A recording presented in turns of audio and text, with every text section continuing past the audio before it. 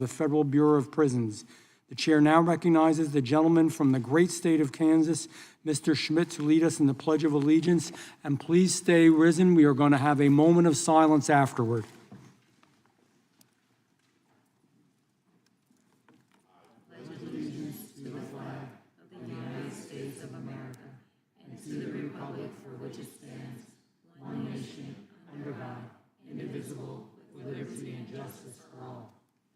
Moment of silence.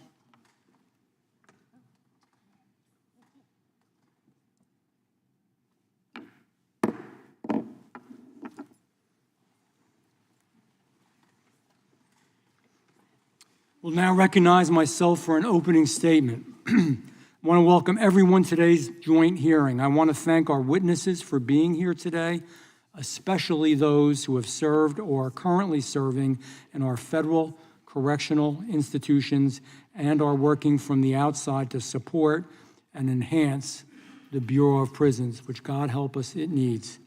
And I welcome those officers and employees from the Bureau of Prisons who are joining us in the gallery or watching from across the country. This week marks National Corrections Officers Week. It's a time when we should honor the professionalism, the discipline, and the sacrifice of those who serve behind those walls.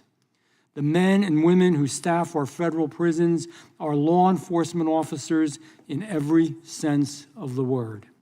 They walk the toughest beats in the United States of America. And it is our duty to ensure that they have the tools, the training, and the leadership they need to do their jobs safely and effectively. So let me be blunt.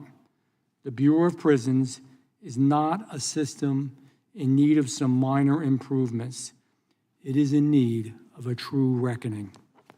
That's not my opinion. It's fact. The DOJ Inspector General has published over 100 reports since the early 2000s documenting the systemic failure of the Bureau of Prisons, deteriorating facilities, chronic understaffing, and failure to retain staff, low morale, breakdowns in safety, and resource mismanagement. This hearing is an opportunity to begin that work in earnest that we need to do. It should not only be a political exercise. It is a roadmap and an educational and constructive platform for the new director of the Bureau of Prisons, Mr. William K. Marshall III. Director Marshall steps into this role at a pivotal and promising moment. With decades of public service in corrections, decades of experience, he will be useful and helpful. Director Marshall now has the opportunity to chart a bold, credible, and an accountable path into the future. To frame today's discussion, I want to identify some of the specific challenges that require urgent attention. First, staffing. The Bureau nearly 6,000 fewer staff than its authorized level. This is not sustainable to go in this direction. And as I've worked on this issue over the years, I've come to learn a lot about correctional officers, not just what they do, but what they endure. I'm going to give you some stats, but I know, I was in the state Senate, I was in the state legislature in the state of New Jersey for 16 years. And we had the prison gang task force, and we went to every single prison in the state of New Jersey. And to see what they had to put up with always had a special place in my heart for correctional officers.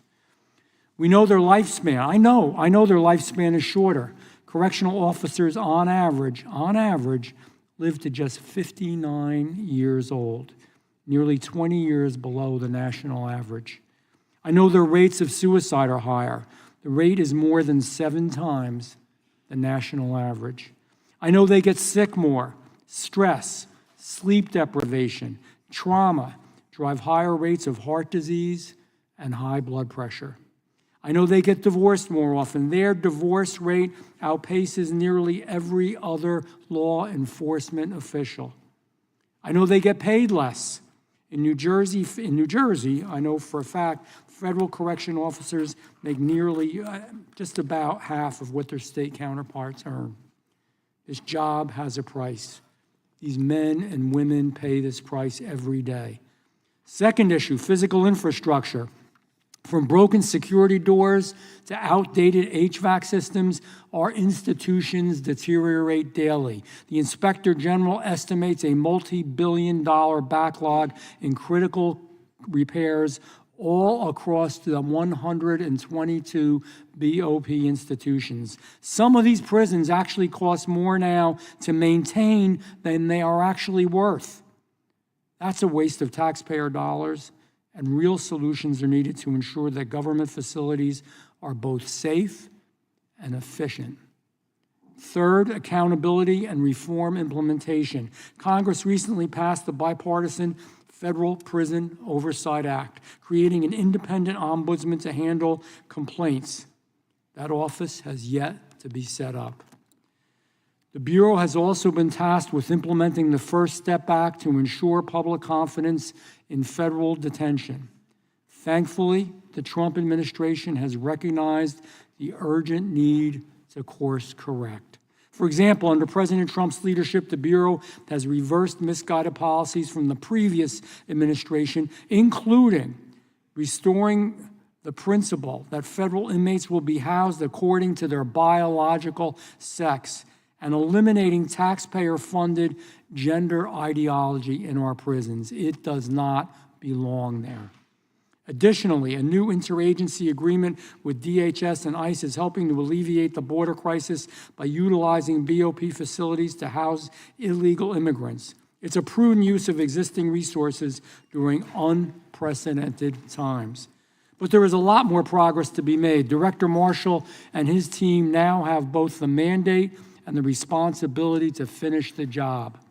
When federal prisons are mismanaged, it affects communities, victims, and law enforcement across the United States of America. I've seen it myself in my own district. South Jersey is home to FCI Fairton, where I've heard currently from officers and families on the ground who are deeply concerned about the future of the institution itself and maintaining professionalism and their profession. Fairton is designed specifically now to house inmates who can't be placed in the general population for a variety of reasons. Gang dropouts who would be in trouble if they were in the general population, sex offenders, and former law enforcement officials. This facility is facing a wide range of issues. Chronic understaffing and rising inmate numbers have created an increasingly unsafe environment for everyone on the inside. These conditions put correctional officers at risk every single day of the week. And what's happening at Fairton is not unique. It's symptomatic. It's a reflection of what's happening across the federal system across the country. We are committed to ensuring that Bureau of Prisons operates with integrity, transparency, and respect for both its workforce and respect for the rule of law. To every correctional officer here listening today and around the country, your service matters. We see your sacrifice, and we will not let this opportunity pass without pushing for real and lasting change that reflects the seriousness of your issues and your job. I'd like to say, too, I believe that this is an area where on some issues, and not on all, but on some issues where we can come together in a bipartisan way. There will be issues in which we disagree, but I do believe there are issues in which we come together. I want to thank you for that, and I will now recognize the ranking member. I want to make sure I get this right.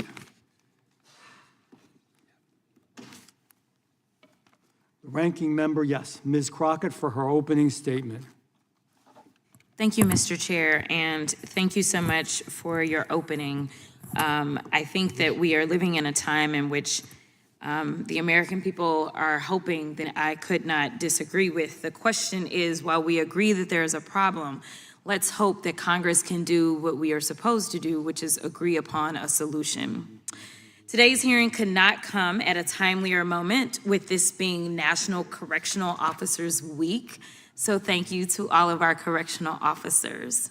Today, approximately 35,000 correctional officers and staff are under the control of the Bureau of Prisons. And during the last 100-plus days of this administration, we've seen just how little Trump cares about the BOP staff's ability to do their job overseeing and protecting roughly 155,000 incarcerated people in our federal prison system. Having been a former public defender and civil rights attorney, I can tell you that I have seen the inside of a few prisons myself. I've seen the conditions these individuals are living in. I've seen the conditions that staff are working under, and based on my experience, I can tell you correctional officer staff have one of the most difficult jobs as well as the most dangerous. And these jobs are now only getting harder. Just 2.5 months ago, Ms. Kathleen Toomey, the Deputy Director of the Federal Bureau of Prisons, testified before Congress that the Bureau had over 4,000 vacant positions that need to be filled. Yet rather than doing anything to ensure adequate staffing and protect officers and inmates, Trump's Justice Department terminated the Bureau's incentive pay plan, effectively cutting Bureau officers and other employees' pay anywhere between 10 and 25%.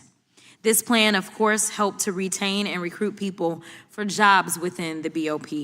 Then on March 27, 2025, Trump issued an executive order eliminating BOP's labor union, which is comprised of roughly 30,000 officers and staff.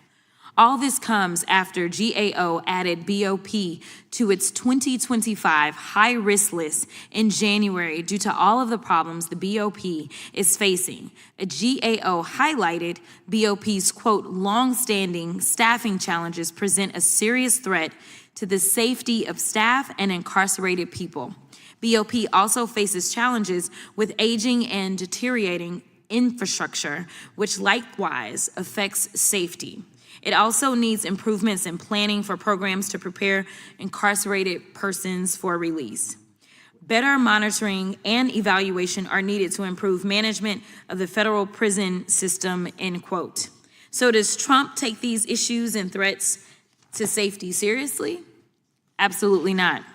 Instead, he made the deranged, delusional decision over the weekend to open up Alcatraz as a prison that was literally shut down because it was too expensive and too impractical to run. Honestly, you can't make this stuff up. Please tell me how any of this makes sense. Stripping Bureau employees of their collective bargaining rights, cutting pay and benefits at a time where the Bureau was ranked the worst place to work among all federal sub-agencies and offices, and we have more than 450 offices. Having staff like prison teachers, cooks, nurses, and monitors being forced to serve as correctional officers because BOP has too few officers to actually do the job, wanting to place even more of a strain on the system by trying to house migrants and children in Bureau facilities. It's absolutely ridiculous. Let me be clear. This isn't just a staff issue, it's a life or death issue. Reports by the Justice Department's Inspector General detailed how in over a third of the inmate suicides that occurred between fiscal years 2014 to 2021, BOP staff didn't sufficiently conduct the required inmate rounds or counts to check on the inmates. Let me tell y'all something. Realizing this fact took me back. I don't know what it's like to be a family member and to receive that phone call about your loved one that you would imagine is in one of the safest places ever, regardless of why they are there, and to find out that they somehow committed suicide. I don't know what it's like to be that loved one, but I do know what it's like to be that attorney and to get that call, to get the call that one of my clients somehow has managed to unfortunately take his life. This is unacceptable. And who knows how many lives could be saved. And while all of this is bad on its own, let's not forget about the fact that in all of the 120 correctional institutions under the Bureau's control, each needs some kind of repair at any given time, like Seagoville Federal Correctional Institution in Texas, for example, which is close to my district.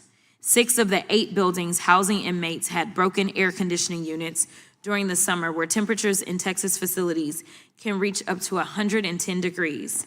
and at least one unit topped 149 degrees. We need to get to the bottom of this and fix chance at life.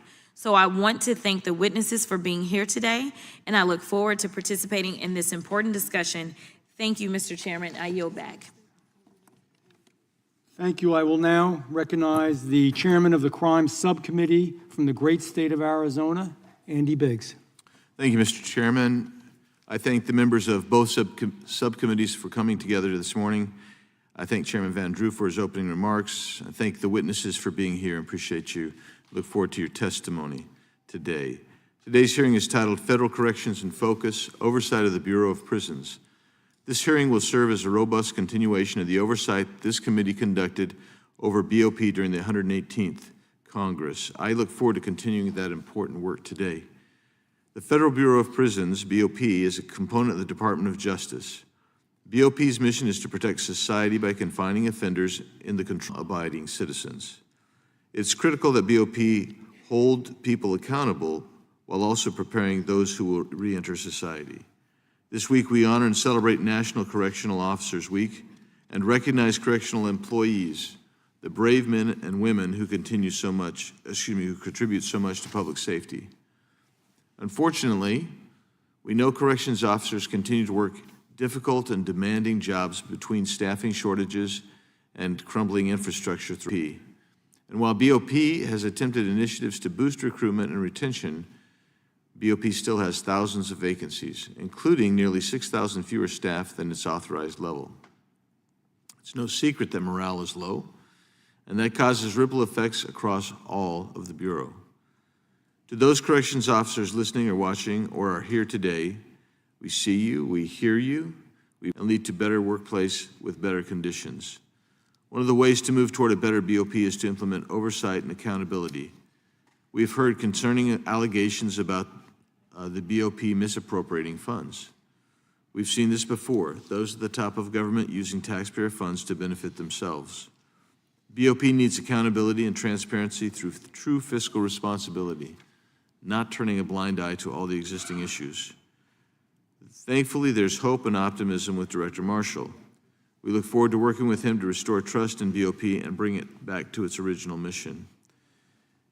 BOP is also charged with much of the implementation of the First Step Act.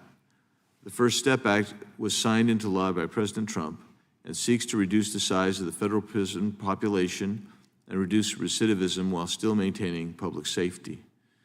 The First Step Act required DOJ to develop a system for BOP to use. Programs include literacy programs, occupational education programs, trade skill programs, and substance use disorder programs.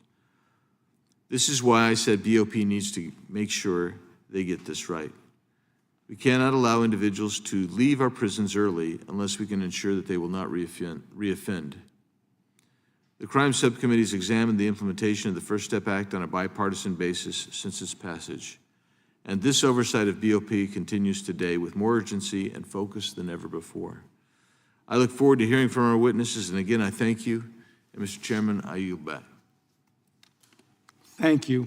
Chair now recognizes the ranking member of the Crime Subcommittee.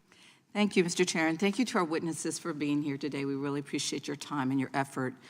Mr. Chairman, I thank you for having this hearing. Prisons, many of which are decades in the making, continue to demand our attention. The many issues faced by BOP are the result of year after year of extremely limited resources. At a time when the President and his allies in Congress are talking about radical cuts, it's critical that there are more than 150,000 federal inmates and more than 35 resources that they need to keep everyone safe, even themselves. Far too often, BOP failures have often fallen especially hard on women in BOP custody, like those at Federal Corrections Institution, Dublin in California. For years, women at FCI Dublin faced horrific sexual abuse, including harassment, coerced sexual activity, and even rape. Those responsible managed to cover up their conduct for years. 7 correctional officers, including the prison's warden, have been sentenced as a result of the years of misconduct, but the abuse faced by their victims cannot be undone. Last April, BOP abruptly shut down FCI Dublin, in some cases sending inmates far from their families and the lawmakers that were working to help them. Lawyers that were working to help them. Some reported being singled out and bullied at their new facilities, such as being denied soap, served worse food, and being forced to sleep on soiled beds, all because they were perceived as speaking out against the abuses that shut down FCI Dublin. Earlier this year, a judge signed a consent decree that, among other things, requires BOP to report on the medical and mental health of former Dublin inmates, ensure that they have access to rape crisis centers, review their disciplinary records, expunge all disciplinary actions that were actually retaliation, and limit the inappropriate use of solitary confinement, potentially used to retaliate against them or isolate them so that they might be subject to further abuse. We must ensure that we do not allow an incident like this to ever happen again. And safety is simply the bare minimum for inmates to make the most of their time through evidence benefit all of our communities, because more people will come out of prison prepared to make better choices and turn away from crime. Prepared to make better choices and turn away from crime. And despite challenges in implementation, that positive change is already happening. An analysis by the Council on Criminal Justice found that people who participated in the First Step Act programs and were released early were 55% less likely to commit another crime. If this administration and congressional Republicans don't follow through by investing in the First Step Act, they'll be locking people up without any plan for them for the future. People up without any plan for them for the future. This country would be stuck in an old for inmates and staff, and inmates would be released without any more skills and even less hope than what they came in with. If we don't invest in the First Step Act, a bipartisan bill that's signed into law by President Trump, then we are setting people up to fail even before they're released from custody. But it doesn't have to be this way. The First Step Act can unlock a future with fewer people incarcerated, more people contributing to their communities, and safer places for all of us to live.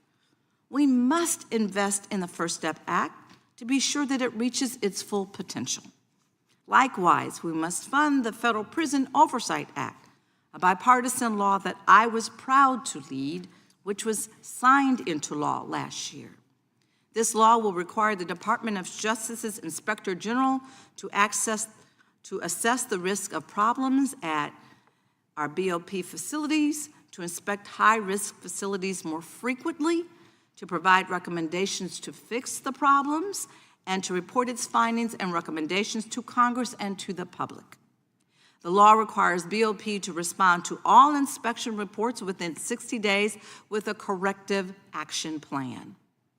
This overhaul of BOP oversight can ensure the health and safety of everyone in BOP facilities, and is especially important to uncover misconduct like what occurred at FCI Dublin, and to find it much earlier so that this swift action can be taken to protect victims and discipline those who do not fulfill their duty to treat inmates with basic human dignity.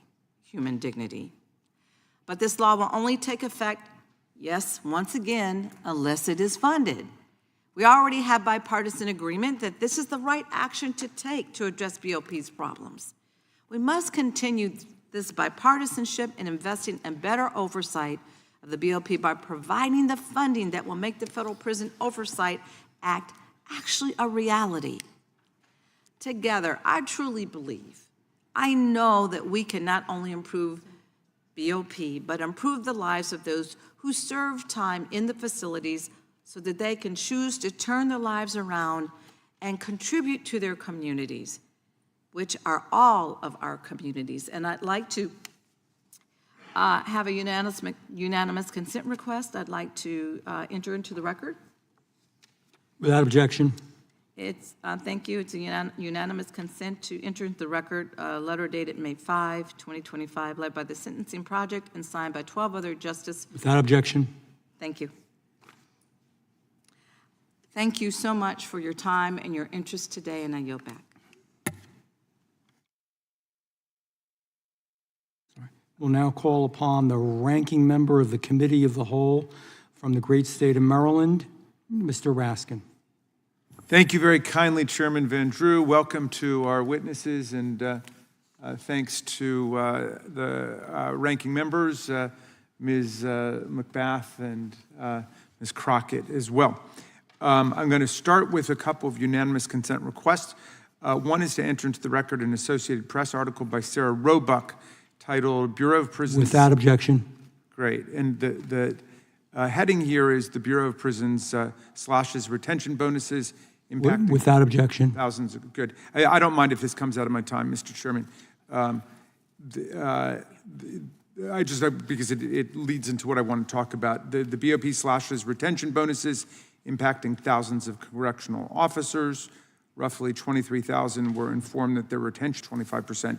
And one other UC request to enter into the record an article by Drew Friedman titled Days Ahead of Coming Bureau of Prison Pay Cuts. Some employees are already resigning. Federal News. Without objection. Thank you kindly. Well, look,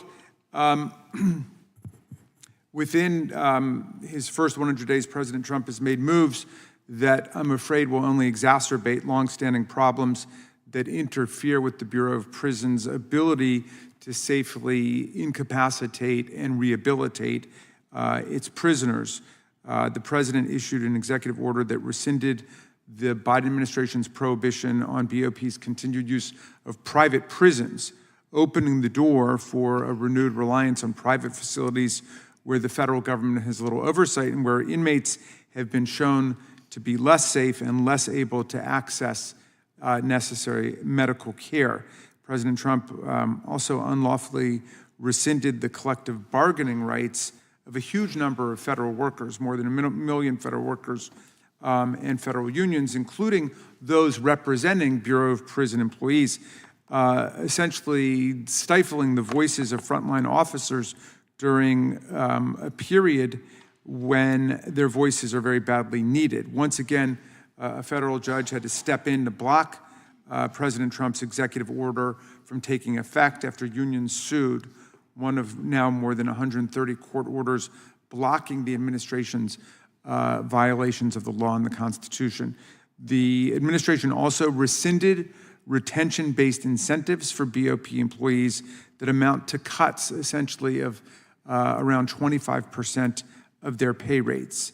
These cuts have triggered mass resignations among BOP employees whose ranks were already stretched way too thin. How can we expect to bolster the culture and the effectiveness of the BOP workforce if we are slashing their pay? Do any of us know of any institutions where that might work? In the face of this mass resignation of correctional officers, BOP will have to resort to even more, quote, augmentation, which is the term describing use of employees other than correctional officers, people like nurses or teachers or cooks, to guard inmates, a stopgap measure which obviously undermines safety for everyone. Facilities that are short-staffed rely also on facility-wide lockdowns more often and for longer periods of time. At the same time, because of this lack of resources, inmates do not have access to the treatment, medical care, and rehabilitative programming that Congress called for in the bipartisan First Step Act, which we're also proud of. And despite President Trump signing the First Step Act, aimed at reducing the federal prison population and aimed at reducing recidivism, the Bureau of Prisons also reduced the amount of time that inmates can spend in residential reentry centers from 18 or 19 months to a maximum of just 60 days, 2 months, citing budget constraints. These Residential reentry centers, or halfway houses, as they're colloquially known, perform a critical role in helping released inmates transition back into communities across the country, providing housing, employment, substance and mental health and treatment, professional counseling, and medical care, but drastically cutting the amount of time that people can actually use these services will certainly lead to a reduction in their efficacy and an increase in recidivism. Well, BOP not only employees and inmates, but the safety of our communities. Last week, the Judiciary Committee passed an $81 billion reconciliation bill to supercharge ICE, money that our colleagues voted to make available for arresting, detaining, and deporting not just immigrants, but some U.S. citizens too. And just 2 weeks ago, the Department of Justice terminated at least 365 public safety grants totaling in the hundreds of millions of dollars, cutting funds for law enforcement at the local level, opioid addiction treatment programs, programs promoting officer safety and wellness, programs for crime prevention, and programs that support the victims of rape and sexual assault and other violent crimes. All of us, even apparently our Republican colleagues, were apparently blindsided by these deep cuts to existing programs that, as far as I can tell, came from a single DOJ employee. And work together on criminal justice reform and to address the challenges facing BOP. I look forward to hearing from you on these important issues. Thank you, Mr. Chairman. I yield back. Thank you. Without objection, all other opening statements will be included in the record. We are now going to proceed with introduction of today's witnesses. Again, thank you all for being here. We do appreciate you. Mr. Andy Potter. Mr. Potter is the founder and executive director of One Officers. He served for nearly 30 years as a correctional officer with the Michigan Department of Corrections. Mr. Patrick Purtill. Mr. Purtill is the Executive Vice President and General Counsel of Unify US, an organization that advocates for individual freedom, limited government, free enterprise, and American values. He is also the Charles Evans Hughes Lecturer in Politics and co-director of the Washington Study Group at Colgate University. Mr. Cody Wilde. Mr. Wilde is the Senior Vice President of Correctional Programs at the Prison Fellowship, an organization that works with prisoners, former prisoners, and their families. Mr. Wilde oversees Prison Fellowship correctional programming in approximately 1,200 prisons across all 50 states in the Union. Mr. Candia Milton. Mr. Milton is the Government Affairs Director at DREAM.org, an organization that advocates for criminal justice reform. He previously served as Deputy Mayor and Chief of Staff for the City of Detroit, Michigan. We welcome our witnesses today. We thank them for appearing today. We will begin by swearing you in. Would you please rise and raise your right hand? Do you solemnly swear that under the penalty of perjury that the testimony you are about to give is true and correct to the best of your knowledge, information, and belief, so help you God?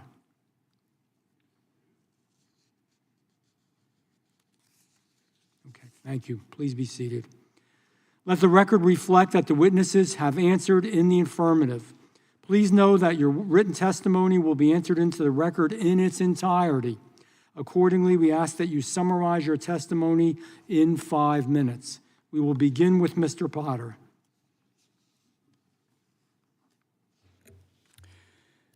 Mr. Chairman, ranking members, and distinguished members of the committee, thank you for the opportunity to be here today. My name is Andy Potter, and I serve as the founder and executive director of One Voice United, a national organization committed to lifting up the voices and expertise of corrections professionals and ensuring that they are a part of the national conversations that are shaping the future of corrections. Before founding One Voice United, I spent nearly 30 years working inside of correctional facilities as an officer, and later as a labor leader in Michigan. Those experiences, combined with years of traveling the country and listening to thousands of correctional officers and staff, have given me a deep appreciation for the work that they do and a clear view of the systematic challenges that continue to impact corrections at every level. Today, corrections as a profession is at a crossroads, from the county jails and state prisons to the Bureau of Prisons. We are seeing an unprecedented convergence of issues that threaten the overall mission and health of our corrections system across the United States. Chronic understaffing has forced employees to work exhausting amounts of overtime, often leading to burnout, safety risk, and declining morale. New recruits have become increasingly difficult to attract and even harder to retain, with many agencies losing a staggering number of good people within the first 18 months of service. It's a problem that touches every corner of our country and every layer of our system. At the same time, the physical infrastructures inside many facilities continues to deteriorate, and employees and those incarcerated are asked to live and work in facilities that are not equipped for the demands of today's correctional environment.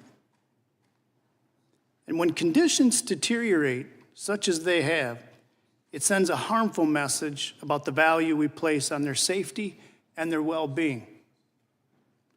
Compounding these issues is a deeper, more difficult challenge: the erosion of job satisfaction and connection to a larger purpose. Increasingly, employees report that they feel isolated and disconnected from the mission of rehabilitation and more like expendable cogs in a machine. The result is a workforce that is overburdened physically, stretched to its breaking point mentally, and demoralized emotionally. However, despite the seriousness of these challenges, I believe this is also a moment of tremendous opportunity. We believe we have the chance right now, through leadership, collaboration, and honest engagement, to chart a better path forward for the corrections profession and the broader system that it serves. A critical part of that effort must be investing in 21st century training and comprehensive employee wellness programs that are designed with the direct input of the employees themselves. They must be integrated into the culture of every department and facility with consistent funding and evaluations and leadership commitment. Equally important is restoring the meaning and pride in corrections work. When employees are treated as stakeholders, when their expertise is valued and their voices are heard in the shaping of policies, it builds a sense of agency and purpose that cannot be replaced otherwise. Without that buy-in, even the best intended reforms or culture change will struggle to take hold. We believe in the power of collaboration between employees and those who might represent them, administrators, legislators, advocates, and communities to drive lasting change. No single entity can solve these changes alone. In closing, if we're willing to truly engage with one another and lift up the real-world experiences of those who know this work best, then One Voice United stands ready to assist however we can. Thank you again for the opportunity to speak here today, and I'll stand ready for any questions. Thank you, Mr. Potter. Mr. Purtill, you may begin. Mr. Chairman, ranking members, distinguished members of Congress, thank you for the opportunity to speak with you today. I want to begin by noting that President Trump made an excellent choice when he selected William Marshall to serve as director of the Bureau of Prisons, and I have high hopes he'll succeed in that post. As we've heard, the most immediate challenges he faces are staff retention and recruitment, the degraded condition of BOP facilities, and I would add the increasing cost, the financial cost of incarceration generally. So over the past 10 years, BOP staffing has dropped significantly. Staffing shortages often require substantial use of overtime, including mandatory overtime and the use of augmentation. BOP faces a $3 billion price tag for deferred maintenance, and those repairs are needed across all of its facilities. Staffing shortages and poor facilities undermine employee retention rates and create security and safety issues for staff and inmates alike. These challenges are complicated by the fact that the number of prisoners in BOP facilities and the cost to incarcerate them has risen dramatically over the years. Understanding Congress's efforts to reduce unsustainable levels of federal spending, I'm going to limit my remarks to recommendations that can be implemented under current law using current funding levels. The first thing is to remember that corrections officers are first responders, and I think that we can make better use of them. COs are law enforcement professionals who perform many of the same functions as police officers, but equally important, they are critical to the rehabilitation process and have a direct impact on recidivism. In fact, no one has more insight into an inmate's likelihood of successfully reintegrating into society than the COs who interact with them on a daily basis. COs' experience and insight should help inform public policy, and BOP should incentivize and empower COs to have a stake in the prisoner's rehabilitation, as well as in the security of the facilities. Second, home confinement to free funds up at the BOP. BOP must reduce its per inmate average cost of incarceration while not undermining public safety. I stress that, while not undermining public safety. Recent experience demonstrates that this can be done within certain careful parameters. The 2020 CARES Act allowed federal prisons to serve a portion of their sentence in home confinement. Former Attorney General William Barr set the criteria for home confinement eligibility. It required being in low or minimum security, having a clean misconduct record, no history of violent, sex, or terrorism offenses, a viable reentry plan, a minimum or low-risk score on the BOP's pattern risk assessment tool, and having served a significant portion of their sentence. These criteria allowed a substantial number of prisoners to be moved to home confinement without undermining public safety. In fact, after release from home confinement, those with a CARES assignment had a 3.6% recidivism rate over 1 year, whereas those without a CARES assignment had a 13% recidivism rate. And according to the most recent data available, about 54% of the current federal prison population are classified as minimum or low risk for recidivism by BOP's pattern risk assessment tool. I'm certain that not all of these people meet the CARES Act criteria for home confinement, but many could be placed in home confinement without jeopardizing public safety and thereby realizing a substantial cost savings to the BOP. Third, close outdated and dilapidated BOP facilities. To review BOP's facilities requirements and to right-size the Bureau after accounting for its staffing and its budgetary needs. This would free up revenues for maintenance and modernization of BOP's remaining facilities. Beyond cost savings, there is some evidence that this could also help reduce recidivism. Evidence from Colombian prison construction suggests that prisoners that were quasi-randomly assigned to newer and therefore slightly better prisons were up to 36% less likely to recidivate.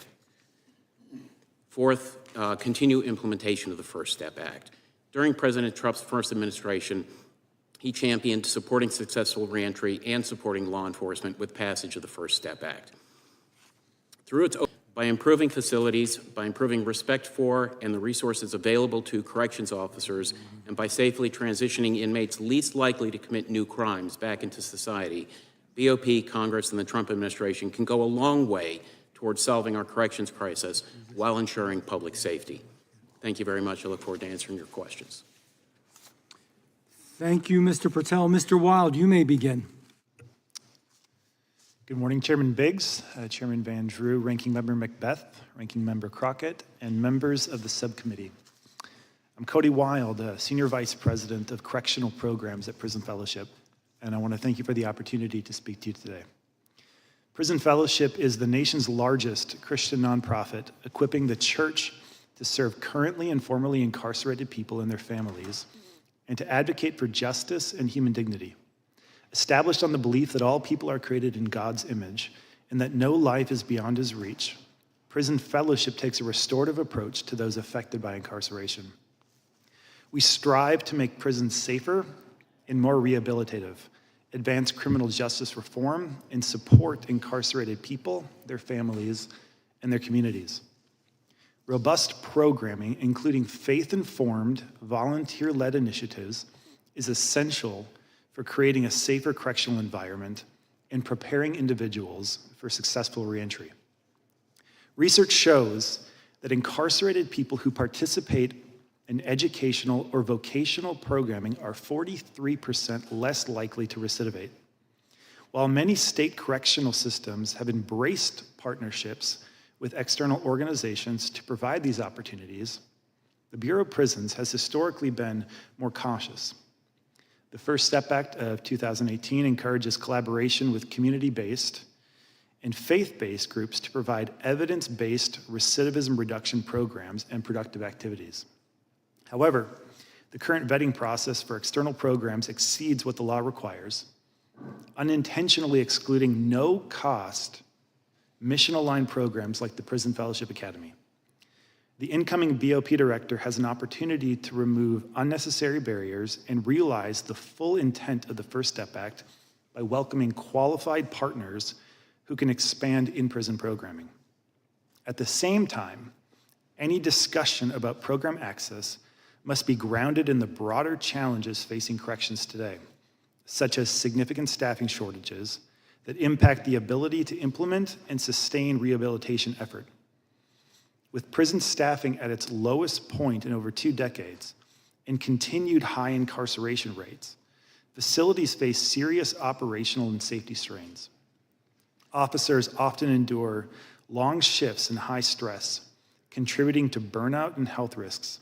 Addressing these issues through fair compensation, mental health support, and strong recruitment practices is vital, as is leadership development to foster healthier cultures inside of prison walls. In response to these pressures, programs like those offered by Prison Fellowship can play a critical role in supporting both staff and incarcerated individuals at no cost to the BOP. Prison Fellowship's Warden Exchange equips correctional executives with tools for building restorative prison cultures and has trained over 680 leaders across 47 states, with an additional 149 currently enrolled. We also offer transformative programs like Prison Fellowship Grow, a year-long cohort-based course rooted in Christian principles of human flourishing. While faith is not required for participation, the program is designed for those who are curious about or open to learning more about Christianity.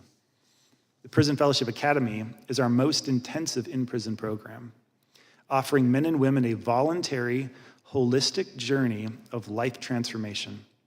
Over the course of the year, participants are mentored by staff and volunteers as they develop and practice the biblically based values of good citizenship, community, affirmation, productivity, responsibility, restoration, and integrity.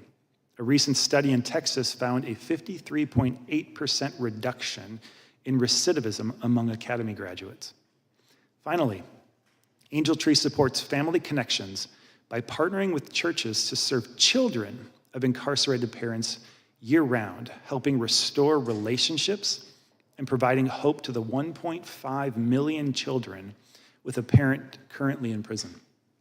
In total, our programs reach over 600,000 individuals in more than 1,200 facilities annually, supported by 7,600 volunteers, and serve more than 271,000 children each year. At a time of limited budget and rising needs, it's essential to adopt cost-effective, volunteer-driven programs that reduce recidivism, support staff, and foster rehabilitation, and we are ready to partner with the BOP to expand access to these proven initiatives to help create a more restorative and effective federal system. Thank you for your time and attention, and I look forward to answering your questions. Thank you, Mr. Wilde. Mr. Milton, you may begin. Good morning, Chairman Biggs, Van Drew, Ranking Members McBath and Crockett. Thank you for convening this important joint hearing. My name is Candia Milton, and I serve as Government Affairs Director for DREAM.org, an organization committed to advancing meaningful and lasting bipartisan criminal justice reforms.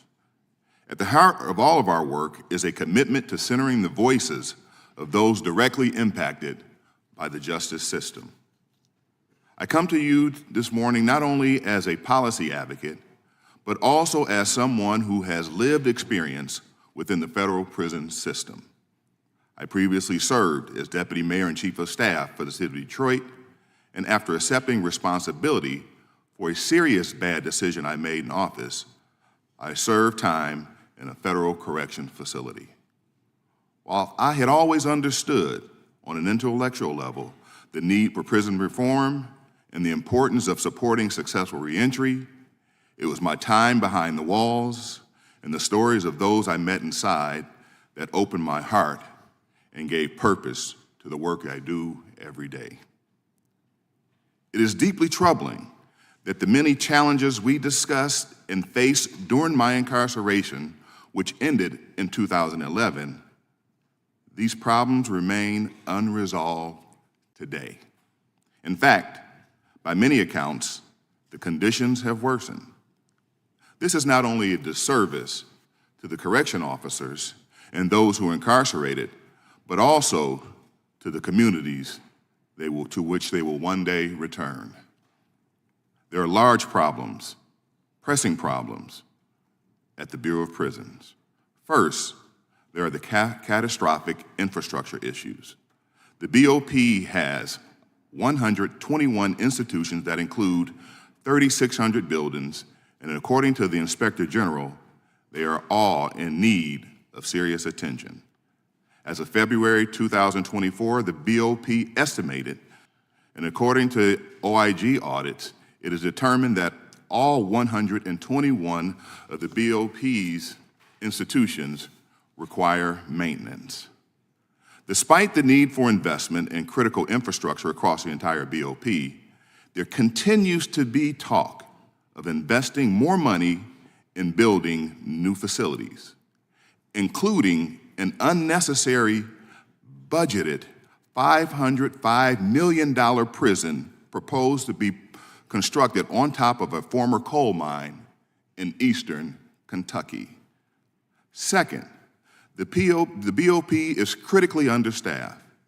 Associate Deputy Director Kathleen Toomey, in her testimony before the Subcommittee on Commerce, Justice, Science, and Related Agencies in February, concluded that the BOP is short over 4,000 officers, while other press reports suggest that the Bureau is over 6,000 officers understaffed.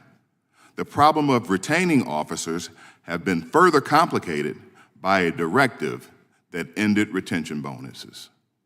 A BOP spokesperson suggested this impacts up to 25% of some employees' pay. And the Federal News Network reports that this decision has already resulted in more correctional staff leaving the positions, thus exacerbating staffing crisis.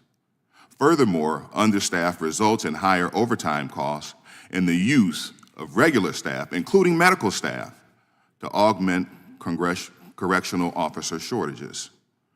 Third is the problem of halfway houses. The Bureau has available beds but has not filled them and left thousands of people who have earned credits under the First Step Act or Second Chance Act to qualify for release but whom still remain in prison. This is also legally problematic. In the case of the First Step Act, earned credits, multiple courts have concluded that the plain meaning of the statute demands release, and there are pending litigations on this topic as well. As an organization that led the efforts to pass the First Step Act, we emphatically support its full implementation, which to date the BOP has failed to do. And we agree with Attorney General Pam Bondi, who said during her confirmation hearing, we must fix the Bureau of Prison and follow up with the promises of the First Step Act by building more halfway houses. Finally, the culture related to its operations. Most recently, these problems resulted in the closure of FCI Dublin, a prison so notorious that nearly 100 cases, including a class action lawsuit, are in the process of litigation today.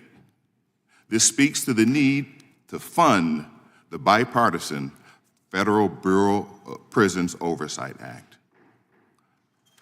The problem, have I gone over time? Sorry, Mr. Chairman, sorry, members of the committee. I stand down and avail myself to answer any questions you may have. Milton, thank you for your time and being here. We're now going to proceed under the 5-minute rule with questions, and I'm going to recognize the gentleman from the great state of Wisconsin, Mr. Tiffany. Thank you, Mr. Chairman. Mr. Wilde, what has the response been both federally and states that you've worked in with faith-based organizations like yourself. Tell us the response that you get. So one of the things that I know about corrections is that people tend to be very pragmatic. Does this work? And what we've seen is a large expansion of our programs. Our Warden Exchange program, like I said, we just had our largest cohort ever. 149 correctional leaders are going through it right now. Our Prison Fellowship Academies, our GROWs, our Angel Tree program have continued to expand. As I mentioned, we're in all 50 states, and so I'd say the response has been very good. Where you find governments that are not as welcoming, what do you hear from them? So we operate in states as diverse as Washington and Oregon to Texas, Florida, North Dakota, Nebraska, California, all of them. And as I said, they tend to be very pragmatic and ask the question, is it voluntary? The answer is yes. Does it work? It does. And so we're allowed to operate, and over time, we're able to really affect the prison culture, which we hear both from the staff as well as the leadership. Are there any changes needed by Congress to help you further your mission? Thus far, we have not been able to operate our in-prison programs, our academies or our GROWs within the Bureau of Prisons. And we think that both of those programs, as well as our Warden Exchange program that helps assist correctional leaders at no cost to the state, can be a tremendous asset and a force multiplier to help solve some of these problems facing the Bureau. Mr. Purtill, we heard earlier from the ranking member, do you, in regards to President Trump as failing, do you agree President Trump does not care about prisons? That's what we heard, is that he does not care about prisons by one of the members up here. Do you agree with that? I do not, respectfully, sir, do not agree with that. We worked extremely closely with the first Trump administration on continue with the status quo? Because that's what I'm hearing, is that he doesn't care about prisons. We should leave things as is. Do you think we should leave the status quo? No, sir. I think there's much here, as this committee well knows, that there's much here that under the Bureau of Prisons that needs to be addressed. And I think it can be addressed in terms of what Mr. Trump tried to do in his first administration, and then I have every reason to believe he's going to try to continue in his second. Give me something that's primary in your mind that could be a good change for federal prisons. Well, I think to go back to to my testimony, I do think that focusing federal prisons are in a unique position in terms of corrections facilities across the country. I think they are best equipped to deal with some of the prisoners that are really most dangerous, most likely to commit new crimes, to recidivate. And that's really, a friend of mine at the Heritage Foundation, John Malcolm, likes to say, prison beds are some of the most expensive hotel rooms in the country. I want to reserve them for the people who are most dangerous to society. So I think doing all that we can to make sure that that is the population within the federal prisons, because they're just better equipped to deal with it, I think, than any other system in the country. In my home state of Wisconsin, back when I was in the state legislature, we had a youth correctional facility that the ACLU came in and sued to prevent them, the staff, they restricted the staff from using certain measures that they had used for a long, long time. And the day that the judge accepted the ACLU's brief and said, we're going to accept the policies that you're suggesting for us, the young people in the correctional facility went on the roof of this facility and taunted the guards, saying, you can't touch us. Is it surprising to you that a couple years later that a staff youth counselor was killed in that facility? Oh, in all honesty, sir, I couldn't address that. I don't know anything about the facts of the situation. Have you seen instances where an organization like the ACLU has sued and prevented? I think that there's a lot of questions in that issue. I think that it's BOP's job to ensure both the safety and the safety of the staff as well as the inmates. And I think limiting them in order to be able to do that is always dangerous. Undermining the respect that law enforcement should be given, I think, leads to.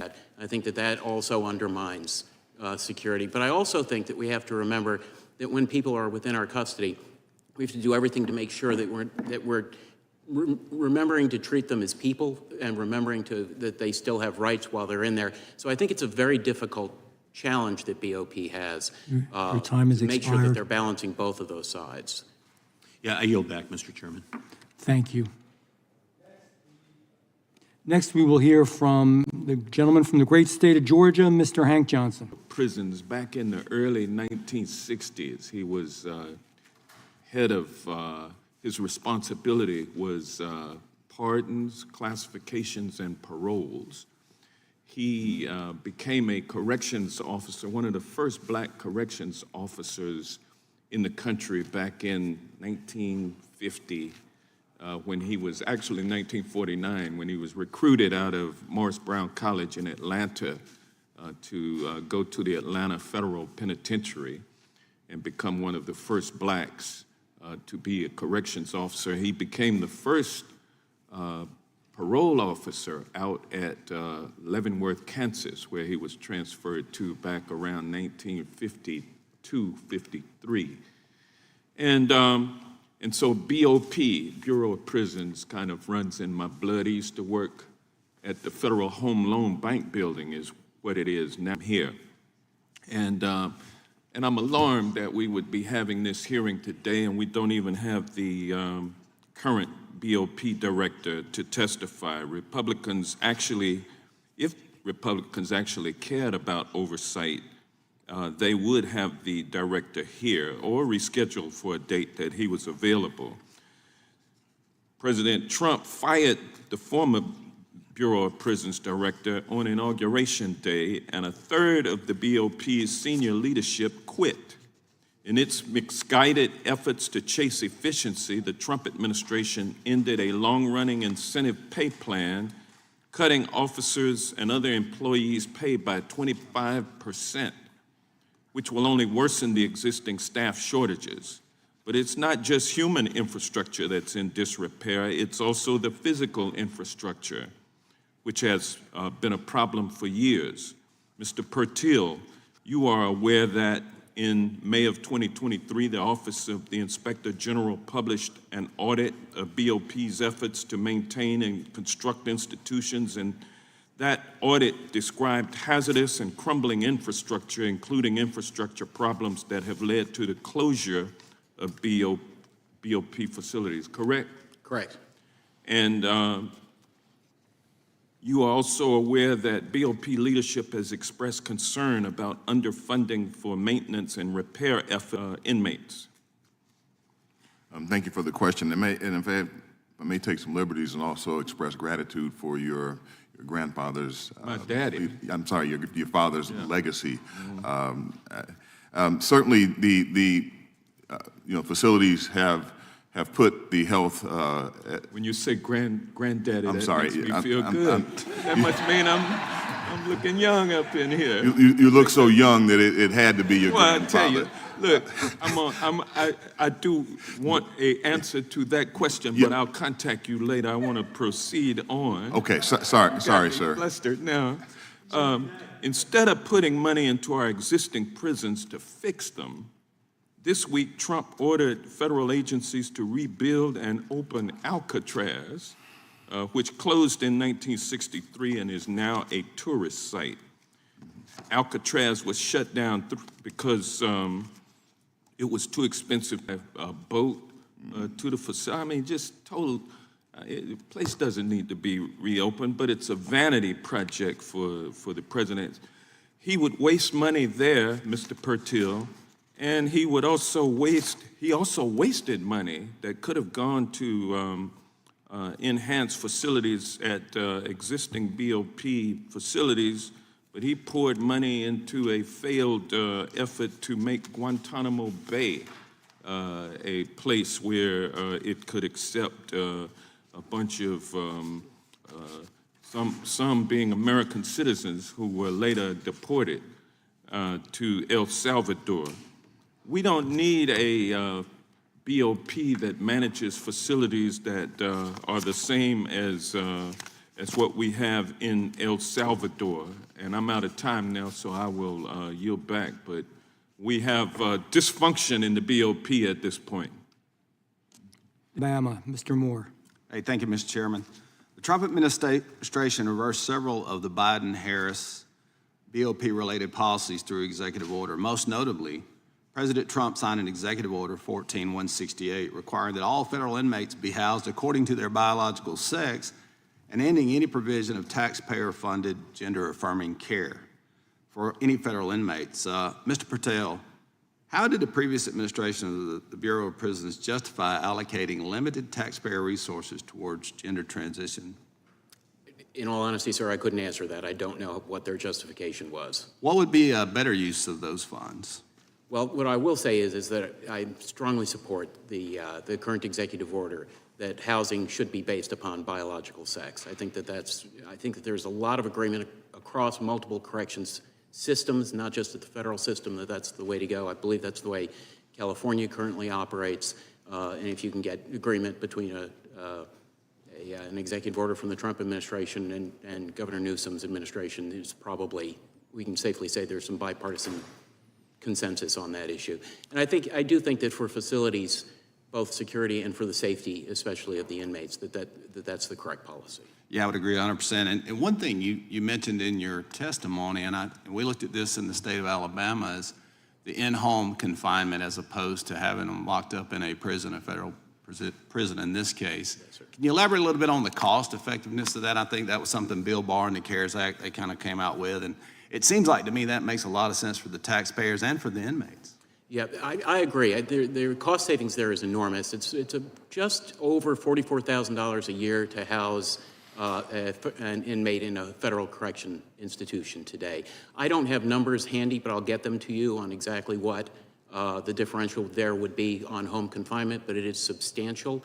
And as long as you approach that topic from a public safety standpoint, that you're very careful about who moves to home confinement, I think that the bar requirements were very well thought through. I think that they also ensured that we maintained the rehabilitative piece of corrections is extremely important.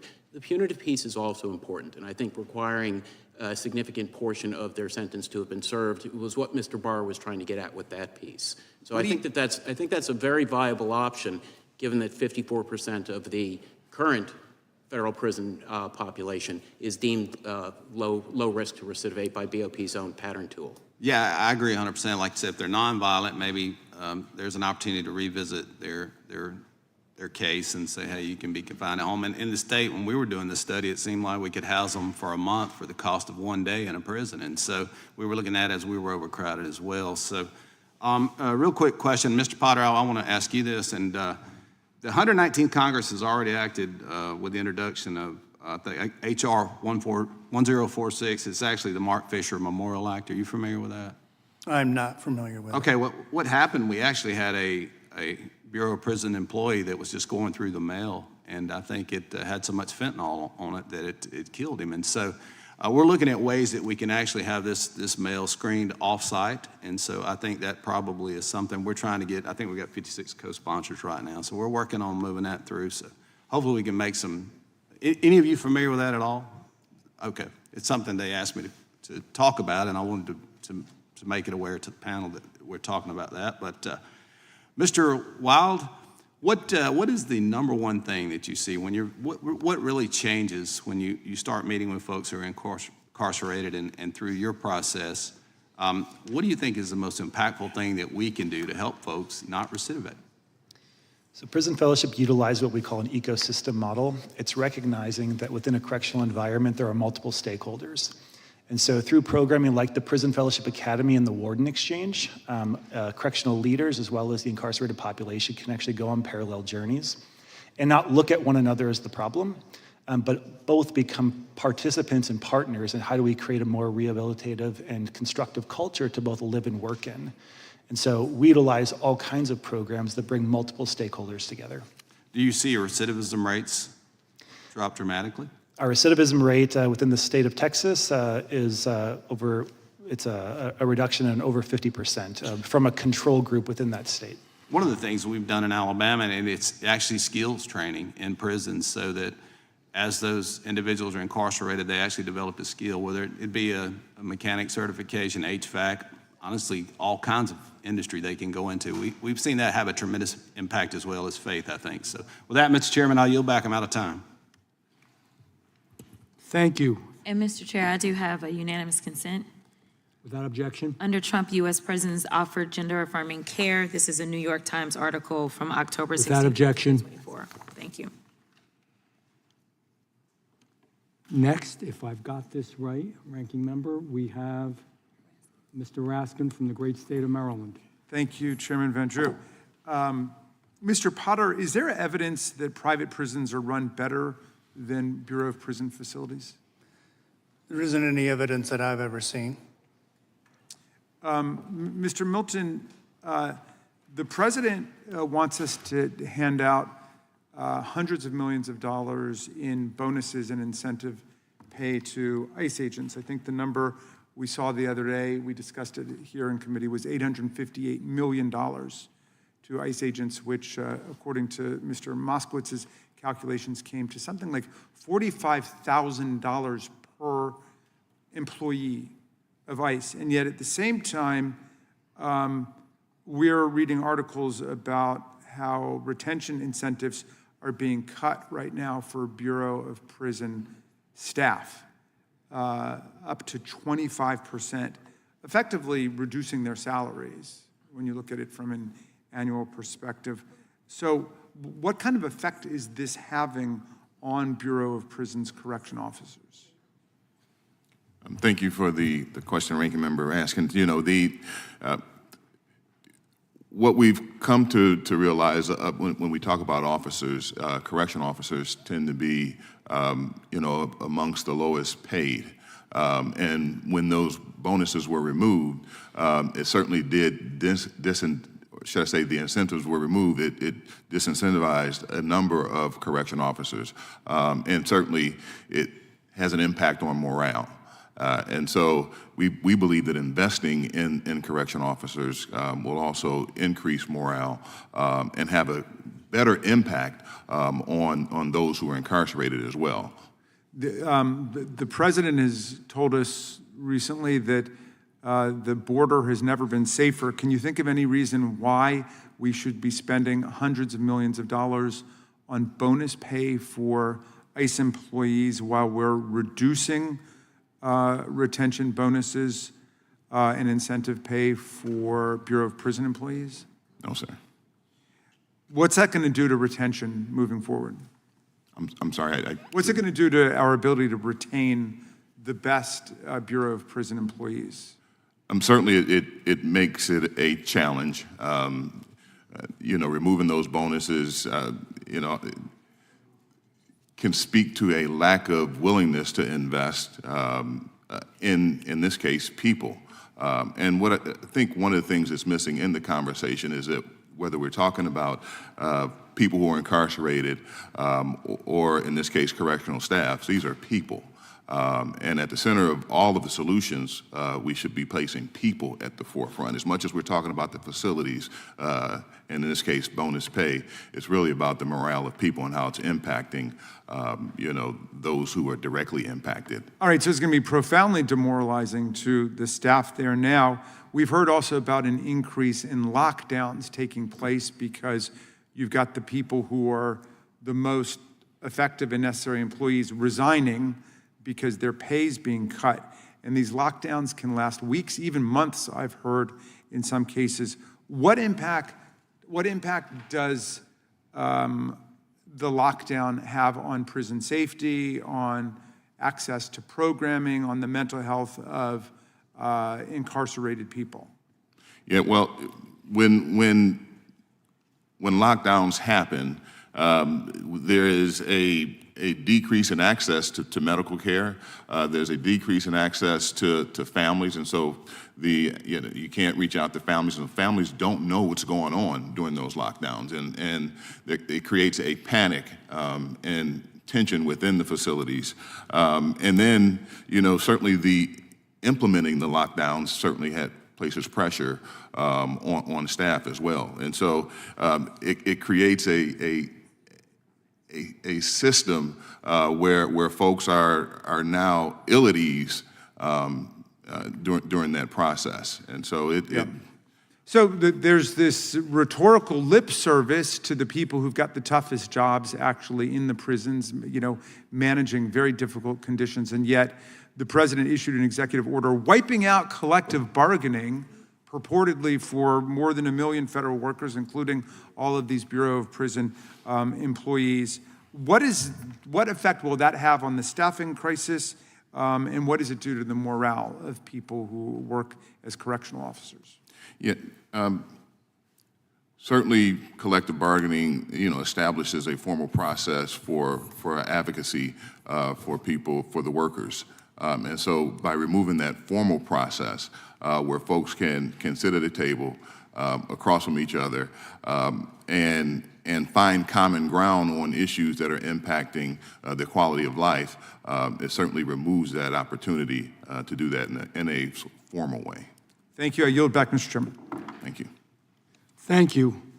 The gentleman from the... And thanks, Mr. Chairman, and thank you to our panel again.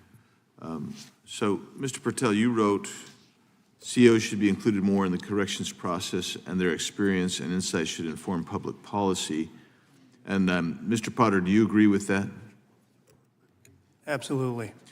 And Mr. Purtill, you also wrote, no one has more insight into an inmate's likelihood of successfully reintegrating into society than the COs who interact with them daily. Do you also agree with that, Mr. Potter? Absolutely. Can you give me an example on where, an idea that you think, as you represent COs, both on the policy and in particular, if you have a policy on how to address inclusion of COs into the procedure of determining reintegration into society? Yeah, I believe anytime there's a consideration for early release, I think you should include those men and women that know firsthand how that person has conducted themselves throughout their time. I can tell you from my own personal experience, I've worked with many people that I totally believe should have went home. They were ready to go home, but I was not allowed to weigh in on that decision-making. And I do believe that when you talk to those that are closest and that spend the most time with these individuals, sometimes 16 hours a shift, sometimes longer, they know more about that individual than anybody else in the system. Mr. Purtill, how would you integrate a CEO into that process? I do think coming up with a mechanism to have their voices inputted into that, I think that they can both be on an individual level within the institution on what that individual person is, what their likelihood is to recidivate, and what security level they need to be housed at, and all of those things. I think that can be become part of the case file for the individual incarcerated. But I also think that their voices at a more broader policy level could also... Let's get on the adjudication of whether someone should be released early in re-entry first, before we get to broader policy. Sure. And so what I would suggest is that there's an action item for maybe all four of you is to come up with a process and a procedure to be more inclusive of COs. And if I could, I'd ask you to get on that and get us something back. Maybe Mr. Potter, Mr. Purtill in particular, you can sit down and do something, because one of the ways that happens is if Congress is aware of it and can actually build on that. So I would challenge you to do that. And Mr. Wilde, what do you think are the factors that most likely predict whether an inmate will return to prison? So we often say that nothing magic happens upon release. What you were doing the day before is a good indicator of what you'll do afterwards. And so we've been purposeful in trying to implement communities of practice where people practice values of what we call good citizenship. They're seeking out pro-social community, that they're taking responsibility, that they're transitioning from being consumers to producers. No longer does the world happen to an individual, but they happen to the world. That those are some of the greatest factors, and we're situated to come alongside and provide those skills as well as the support for people's change journeys. So, and you've indicated that you've had challenges perhaps working with BOP and getting into the system and using your program. Again, I would urge Mr. Purtill, I think that if we don't come out of here with at least a few action items today, we're not going to, we will not have achieved as much as we need to. And I would encourage us to find a way to work with both the COs and the faith-based to see how we can integrate them more fully into helping. Mr. Milton, do you think that might be helpful? Sounds like a good solution. Man, I've never heard anybody say that about any of my ideas before. Glad to hear that, Mr. Milton. Well, I appreciate your efforts, and I hope that we can actually begin to take some steps to get some action items done and completed to facilitate certainly the reduction of recidivism, because I think that would make all of us happier. So, there you go back. Thank the gentleman. I will now ask the gentleman from the great state of Tennessee, Mr. Cohn. Thank you, Mr. Chair, and it's an honor to be here on the dais with a high IQ ranking member. None of y'all are from the Bureau of Prisons, as I've read over here, and that's just a little disappointing that there's nobody here from the Bureau of Prisons. But let me ask, does anybody have any idea how many trans people were in the prison system, the federal prison system, or normally the population percentage-wise? Nobody has any idea? Anybody have any idea about what problems existed with the trans people in the prisons if they were not done according to their biological sex, but whatever way they did it, were there problems and what occurred? It's not an issue. So, but trans people in the prison system is not a big issue to any of your opinions, is that right? Nod or something. Will the gentleman yield for the answers if you don't have them? Yes, I will yield. There are 156,000 inmates in the Bureau of Prison. NPR has calculated there are 23 that would be impacted by this executive order. That is 0.01% of the inmates, and yet this is what our Republican colleagues want to talk about. But that is a great deal greater number than are in the NCAA. I think there are only 8 in the NCAA. So it's a much more pressing issue than the NCAA. Anyway, that was just a, does anybody on this group, and I know you're all, you're trying to do good work and all that, and I think that's important, and you feel that the First Steps program is working or have any opinion? Do you have an opinion about its efficacy? I have a very strong opinion about the First Step Act. I think it's working. I think there's much more that still needs to be done on the implementation side. But I think that it was well-founded in how it was structured, and I think that Bureau of Prisons is moving forward with trying to do that. I think increasing the recidivism reduction programming, especially the evidence-based programming within the facilities, is critically important. Most of these folks are coming back home into our community, and we want to make sure that we've done everything that we can to rehabilitate them, which is part of the mandate of any correction system. I was pleased as a member of this committee during Trump 1 that I supported that. One of the few times I've supported Mr. Trump. And in Trump 2, he seems to have forgotten about it a bit because Ms. Peters, who he fired on day 1 as head of the Bureau of Prisons, I think was very much involved in implementing the First Step program. So, and since then they're on their 3rd interim director, I think.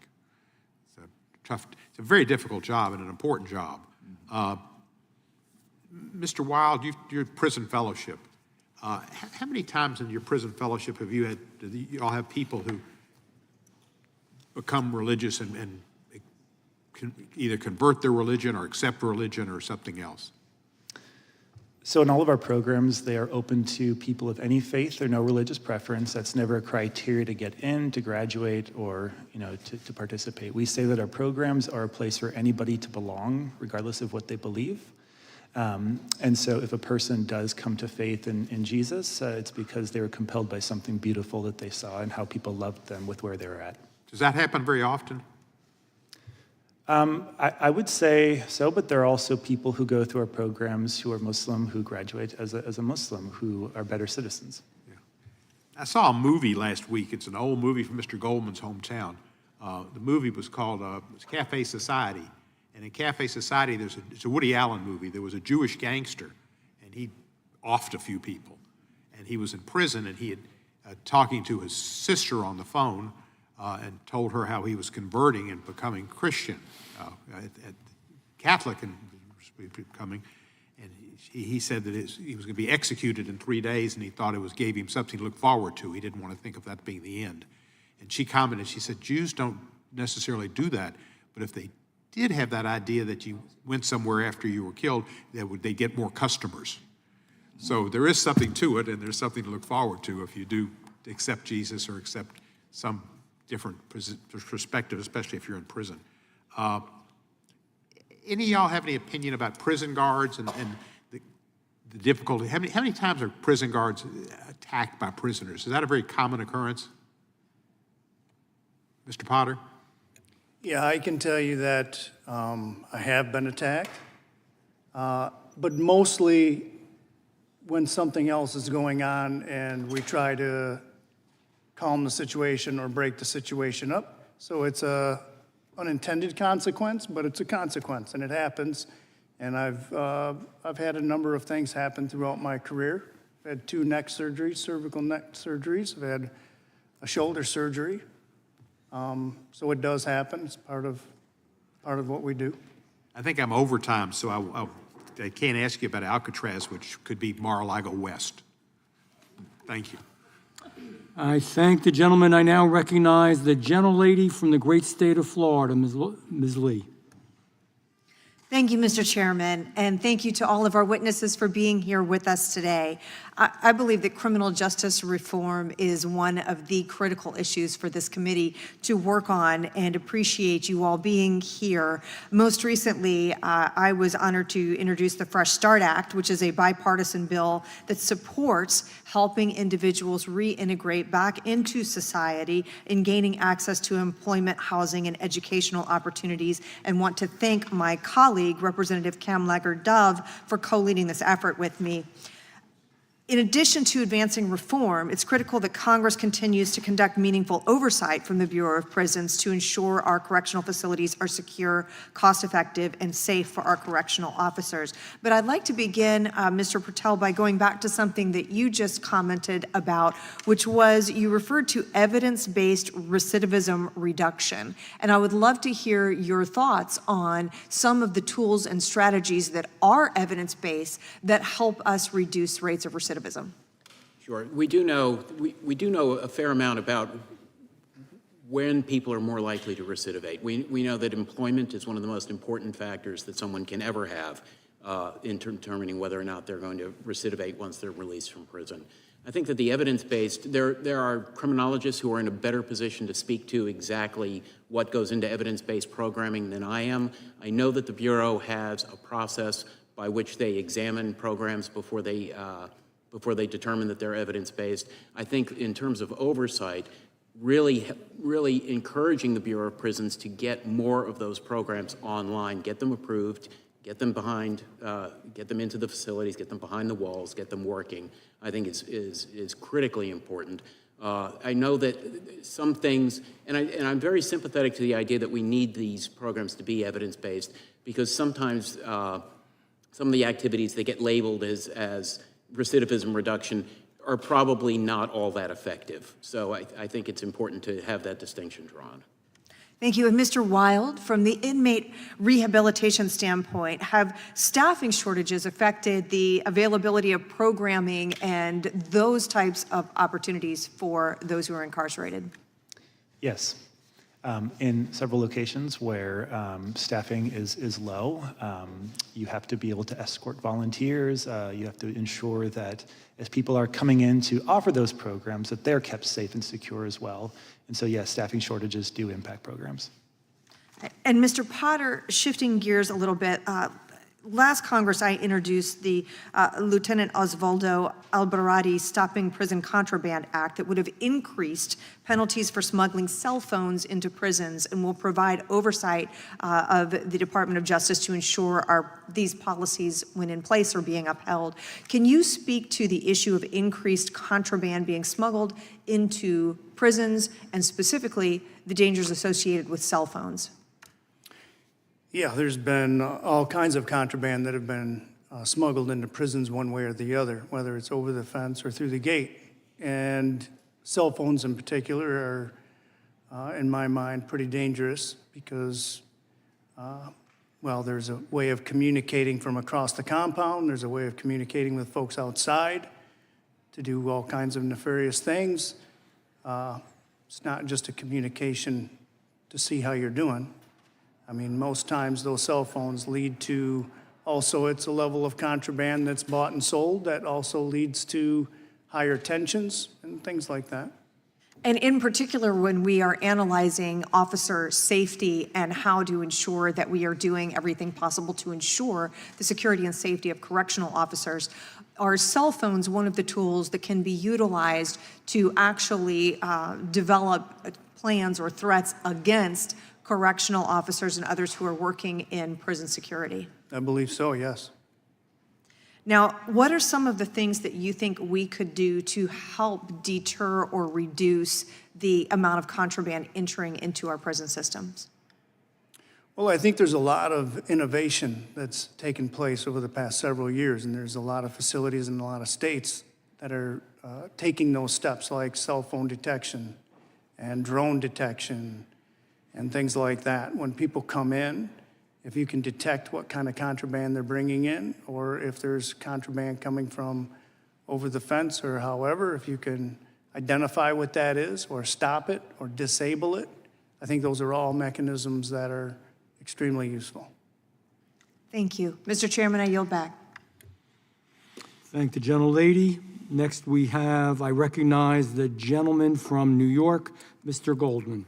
Thank you very much, Mr. Chairman, and I would ordinarily appreciate this hearing very much because the Bureau of Prisons is a critical component of the Department of Justice that is woefully underfunded and struggling to implement their mission. But we must be living in fantasy land. We're trying to have a normal hearing doing oversight of the Bureau of Prisons when the president and Elon Musk are taking a hatchet to the Bureau, canceling the collective bargaining agreement for all of the correctional officers, eliminating retention bonuses for the correctional officers while making sure that every masked undercover Gestapo agent with ICE gets a $40,000 bonus. In fact, the bill you passed last week, the Republicans passed last week, would give $12 billion in pay increases and bonuses to ICE and CBP and nothing to the Bureau of Prisons. And yet my colleagues sit over there acting as if they're really interested in correcting the Bureau of Prisons and all the problems that we have there. Then put some money where it is, because we all know that's how you correct the problem. That's how you implement the First Step Act. That's how you implement and fund the Federal Prison Oversight Act, a bipartisan bill that we passed last Congress that has not been funded and can't do anything. You're passing a partisan reconciliation bill. You have the purse strings, and yet we're supposed to sit here thinking that you're really serious about making sure that we're helping the corrections officer. It's just bogus. And let's take the Metropolitan Detention Center in my district in Brooklyn. Since 2020, there have been 17 inmates that have been killed. And the staffing shortages are devastating and have been devastating. There have been numerous lockdowns simply because there is not enough staff. So inmates are kept in isolation for multiple days at a time because of staffing shortages. There was a crackdown by the FBI and the Department of Justice in March. 25 inmates were arrested for all sorts of various smuggling efforts, violent assaults with scalpels, and as my colleague from Florida said, smuggling cell phones. There's not enough staff to actually monitor what is going on. So what did they do at MDC? Well, under President Biden, they implemented a retention bonus of 35%. That enabled them to hire 87 additional people for that one location, the most in years and years. and it decreased lockdowns. Since August of 2024, there have only been 3 days of lockdowns due to staff shortages. So you would think that's a productive way of boosting employment, boosting staffing, which I think every single one of our witnesses has said is an essential part of addressing the problems in the Bureau of Prisons. So what does President Trump do? Gets rid of the retention bonuses. Gone. Gets rid of the collective bargaining agreement. How on earth do you think you are going to increase staffing by taking away all of the correction officers' benefits, by taking away their retention bonus, which proved to be successful and is necessary, and yet we're here talking about implementing recidivism programs? It's a joke. So, Mr. Biggs, you asked for some action items. I'll give you some action items. Can I ask you a question, Mr. Gordon? After I give you the action items, I'm happy to have a colloquy. 1, restore the retention bonuses so that we can hire more corrections officers to implement all of the laws that we want to implement in a bipartisan way, and so we can keep the inmates safe. 2, restore the collective bargaining agreement rather than unilaterally canceling a negotiated collective bargaining agreement that gives the corrections officers very important protections. And 3, let's fund the First Step Act. Let's fund the Federal Prison Oversight Act, which has not been funded.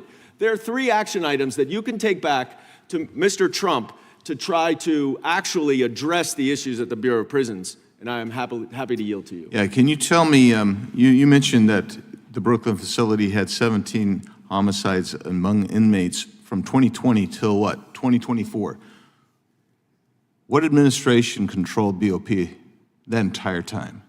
Did you do anything? You didn't do jack crap. Yield back. You have no idea what I did. Time has expired.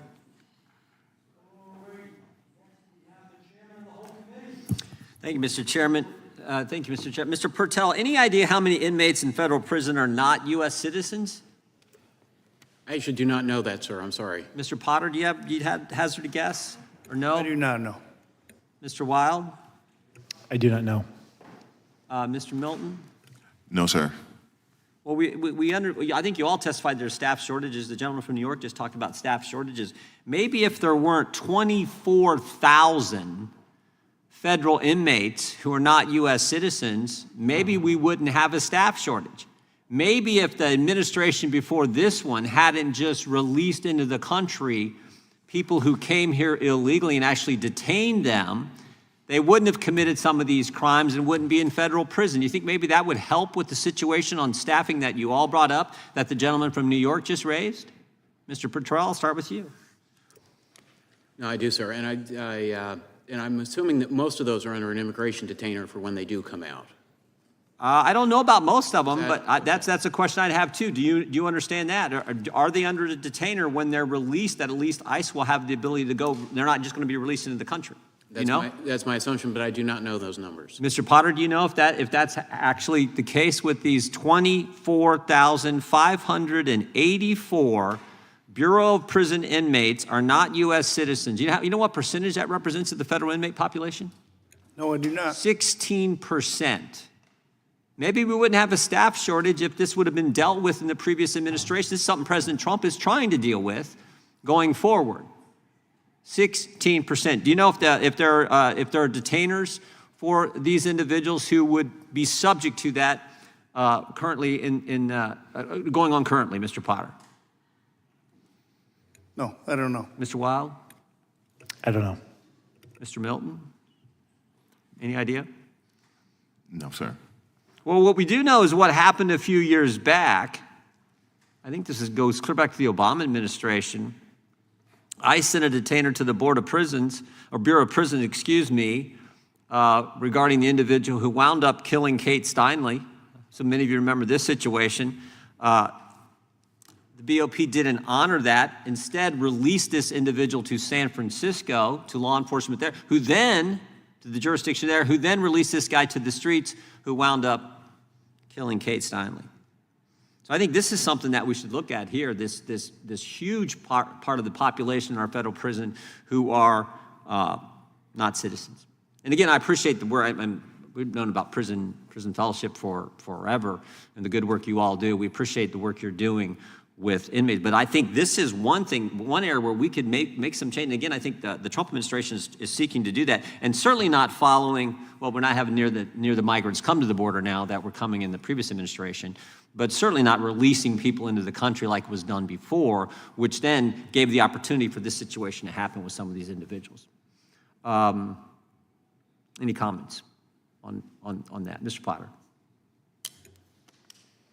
I think they may help situation, but I think restoring collective bargaining unit rights is an important issue. Treating people like professionals is also important. So do I think it'll solve the staffing problem? I don't think it'll solve the staffing problem. I think there's a systematic issue here. And I think when it comes to how you value the people that work there and how they feel valued is what's going to keep them there. Fair enough. Any other thoughts from the rest of the panel? Not, I'll yield my time back. I'll yield my remaining time to the chair. Thank you, Mr. Chairman. Thanks for this hearing, and thank all of you for the work you do. You yield the time to me, I will yield to Mr. Biggs. Thanks, Mr. Chairman. I do want to point out, in relationship to the gentleman from New York's comments, I take what he says with gravity and seriousness, but I know one thing. When his side of the aisle controlled the House, the Senate, when they controlled the presidency, when they controlled the Bureau of Prisons, we had massive amounts of problems with the Dublin Corrections Facility. And we investigated and kept going at it, and eventually that had to be closed. But they didn't do anything to fix that. And that's my point. I think that there's something we could, you can piss each other off all you want, but if you're going to get something done, you got to find the place that you can work together and get it done. And some of the rhetoric I've heard today indicates my colleagues just don't want to do that, and that's a shame. Yield. Gentleman yields. And Mr. Chair, I've got a unanimous consent. Without objection. Thank you so much. This is the GAO report that says that there was a 33% decrease in non-citizens incarcerated Without in BOP objection. from 2017 to 22. Thank you. I now recognize Mr. Moskowitz from the great state of Florida. Thank you, Mr. Chairman. Before I begin, I have a unanimous consent request. Without objection. I ask unanimous consent to enter into the record an article by Emma Bucher titled, Doge Musk Oversight of Federal Workforce Causing Frustration for FCI Thompson Staff. Without objection. I have another unanimous consent request. Without objection. You want me to read it, or? Not really, but go ahead. Can I text it to you later, or? All right, so unanimous consent requests, obviously. I'll give them to you, Mr. Chairman. I'll skip that. All right, let's begin on my time. So thank you, Mr. Chairman. And, you know, I appreciate this hearing, and it's always a pleasure to go after Chairman Jordan. And, you know, I've been listening to my colleagues talking about investment, personnel shortages. And, of course, we're talking about that in a time where DOGE has its fingerprints over all the agencies, including your own. So at a time where we're talking about personnel shortages, we're actually firing people. We're convincing them to leave. We're retiring them, right? And don't get me wrong, like, you guys need more resources, right? You need more people. You got crumbling infrastructure, right? We need to be tough on crime, tough on criminals. I get all that. And there's definitely need to be serious reforms, right? This is a serious conversation. But, you know, earlier I was listening to the ranking member, and she brought up something about Trump talking about Alcatraz. And of course, look, this is just another distraction to divert attention away from the tariffs or rising prices or the struggle on Main Street. But since we're having a hearing on prisons, it's lucky timing for me. So, 3 times more expensive than any prison to operate in 1959, Alcatraz was, okay? It needs about $250 million to shore up the infrastructure and utilities. All food and water has to be barged in, sewage has to be barged out. The facility is almost 100 years old. And so I don't get it. In the days of DOGE, where we're cutting budgets, we got to find savings. Now we're going to what? We're going to cut Medicaid and SNAP so that we can pour money into Alcatraz. First of all, have you been to Alcatraz recently?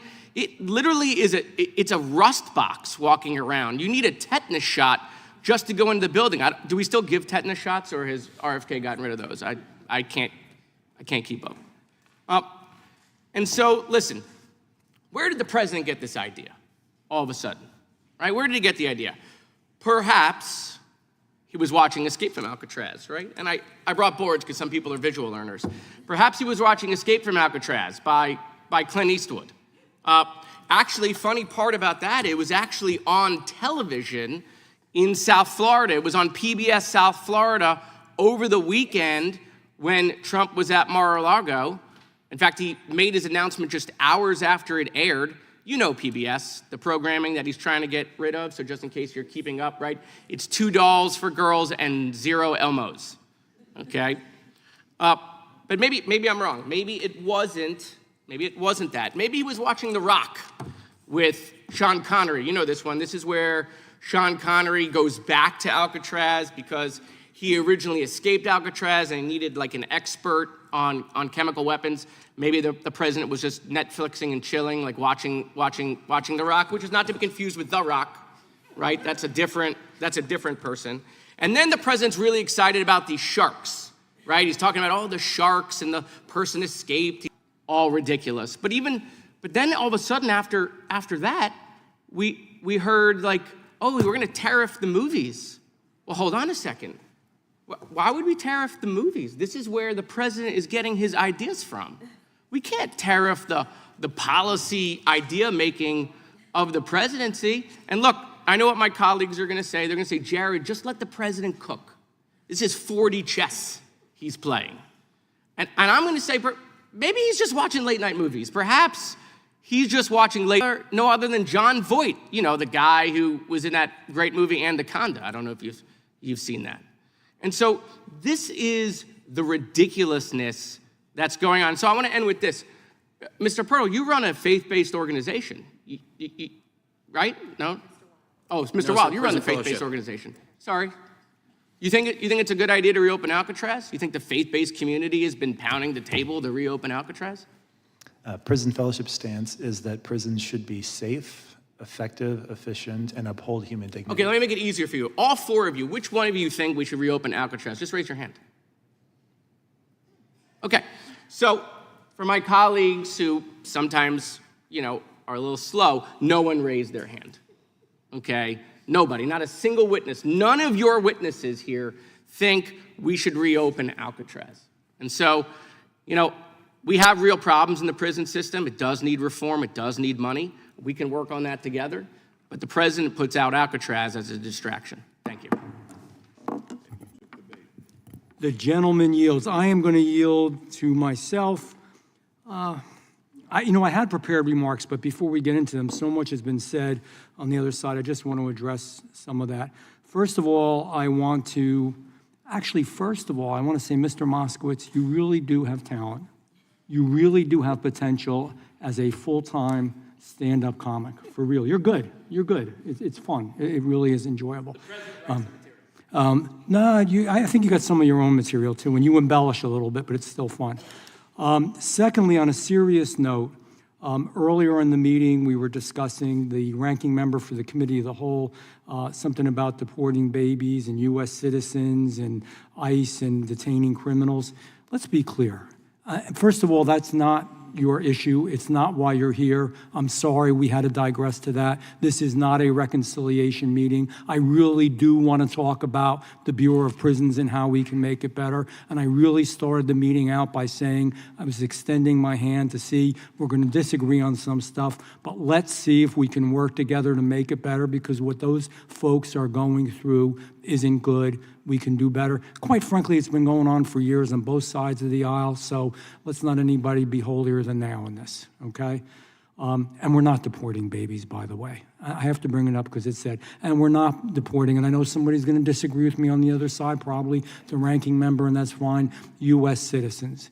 There were a lot of folks that shouldn't have been in the United States of America that were committing crimes and doing bad things that nobody appreciated, obviously, that committed murders, disfigured people, raped people, hurt people. Some of them were on the terror watch list. We're not speaking about immigrants. We love immigrants, but we don't like those people. And yes, the border is much, much better now than it was. And yes, sometimes we might need some help from the Bureau of Prisons, but ultimately it makes it a lot better for them too, not having lots of bad folks come into the United States. I just want to, again, focus on associating myself with the remarks of Mr. Biggs. We really want to try to do something together here. It's my goal, and I know it's hard, and I know it's highly partisan, but I think there are some areas we're not going to agree on everything. We know it. We have divergent ideas for the future of the United States, but there may be a few points where we can come together to try to make it better, and that's what I hope for, and that's what I hope we would do. Finally, Mr. Goldman made a remark too about, I think I heard it right, and if I didn't, I apologize, but I believe I did, about jackbooted Gestapo agents as far as ICE. The men and women who work for ICE are oh so similar to people that work for corrections. They're just doing their job. They want a safe America. It's a hard job. It's a brutal job. It's not easy. They've been understaffed, abused, and mistreated for years. I don't like it in corrections. I don't like it in ICE.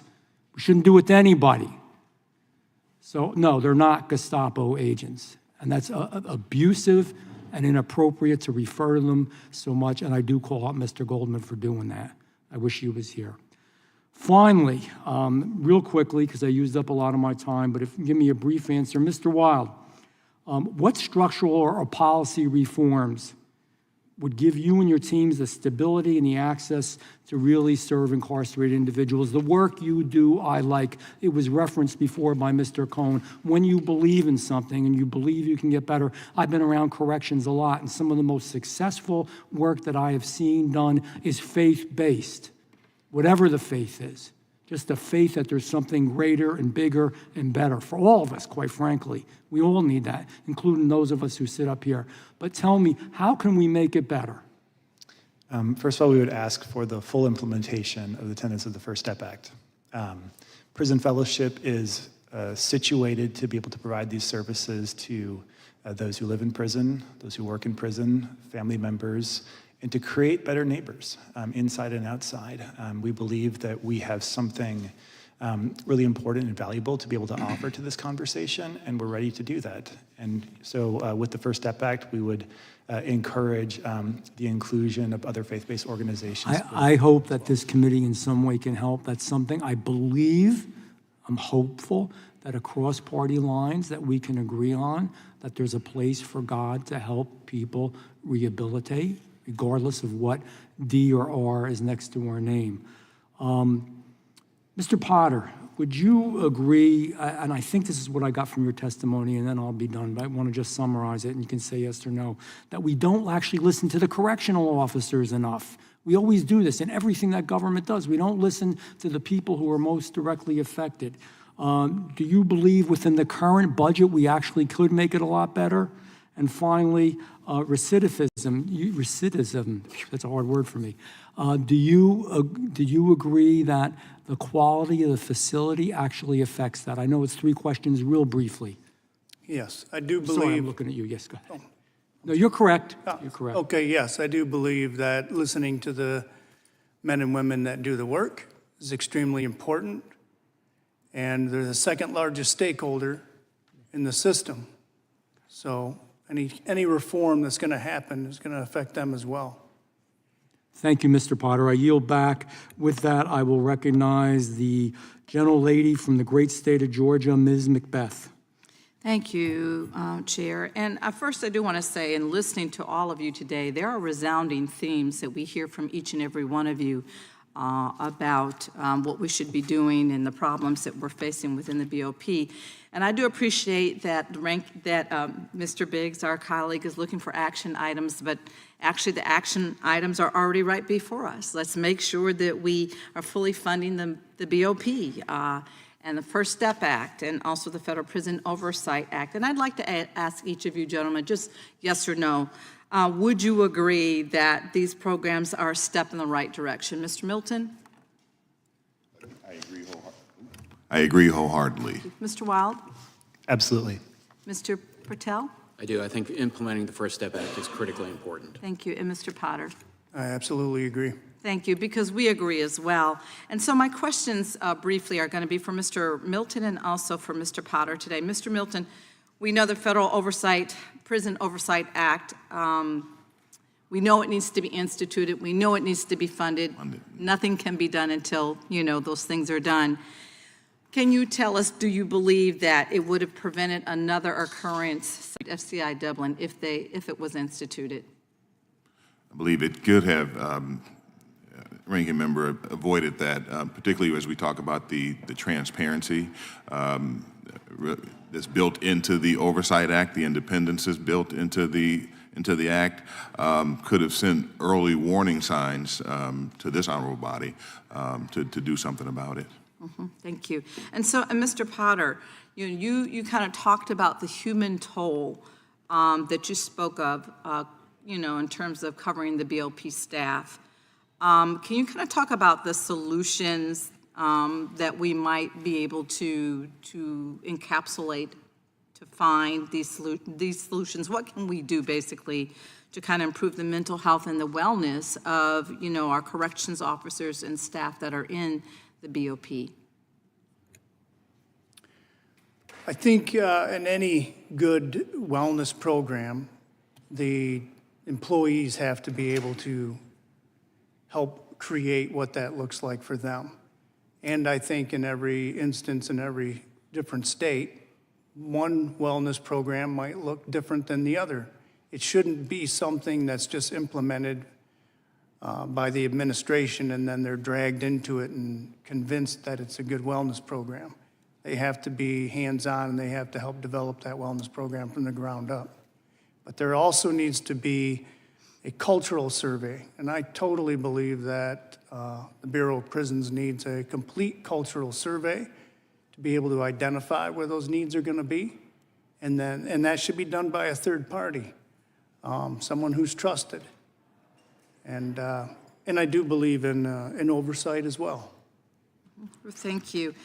And Mr. Purtill, on what you said in your opening remarks, I really want to thank you because a lot of the funding that we secured, bipartisan funding that we secured under the Biden administration, under the CARES Act, is what has been able to facilitate a lot of what we were trying to do, to restore faith in our Board of Prisons system.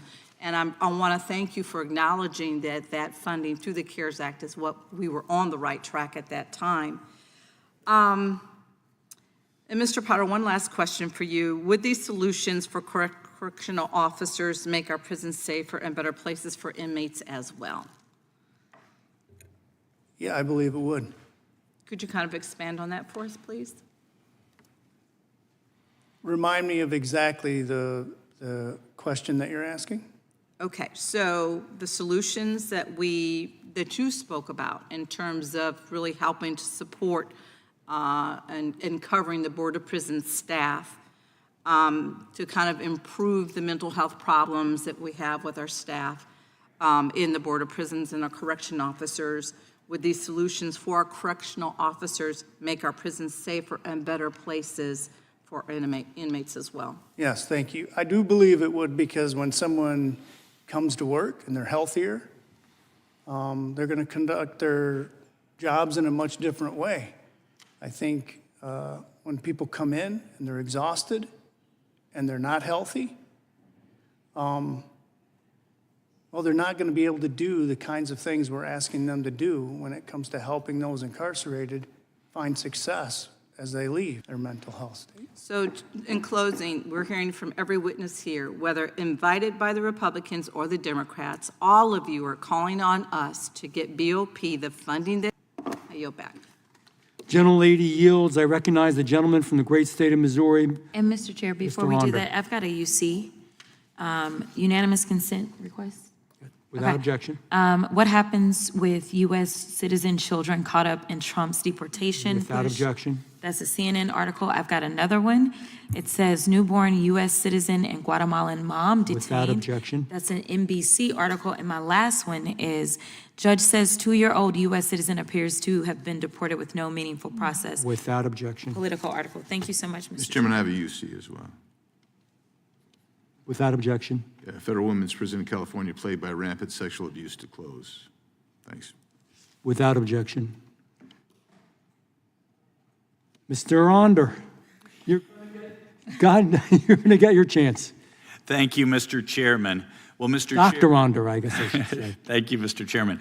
Mr. Chairman, you had Mr. Goldman's quotes slightly off. You quoted him as saying jackbooted Gestapo agents. No, he called our hardworking men and women of ICE masked Gestapo agents. And, you know, with that kind of attitude toward federal law enforcement, no wonder in 2023, the Bureau of Prisons had a 21% unfilled position rate. But in 2022, the California Department of Corrections report found that 34% of transgender offenders who requested transfer to women's prisons were registered sex offenders. In the UK, that was more than 70%. California was allowing men who were convicted of raping women to suddenly identify as transgender and then be moved to women's prisons, where many times they continued their abuse. Female inmates like Dana Gray, who woke up in the middle of the night to a 6'1" male roommate pushing his intact genitalia in her face. Alyssa Kamholz, as a child, was routinely raped by her stepfather and his Hells Angels buddies. She eventually was convicted and sentenced to prison under the Three Strikes Act, and she referred to prison, federal prison, as her safe space where men couldn't hurt her anymore. But then, California prison. That was until one of the men who was among the abusers was placed in her room at Central California Women's Facility.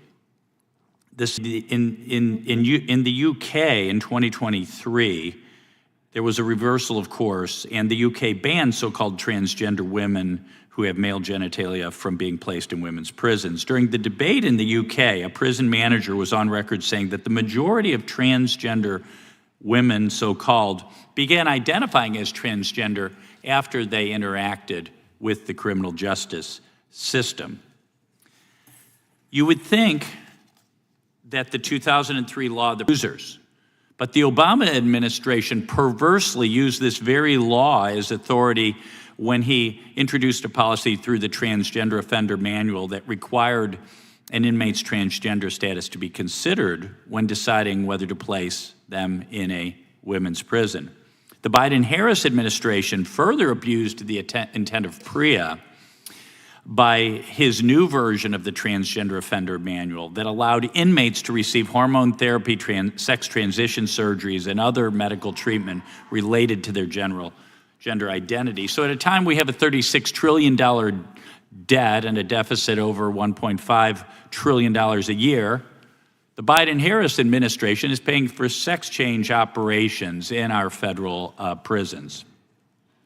So I would ask each of you, in your opinion first, Mr. Potter, does allowing men identifying as women to serve in women's prisons make prison rape more or less likely?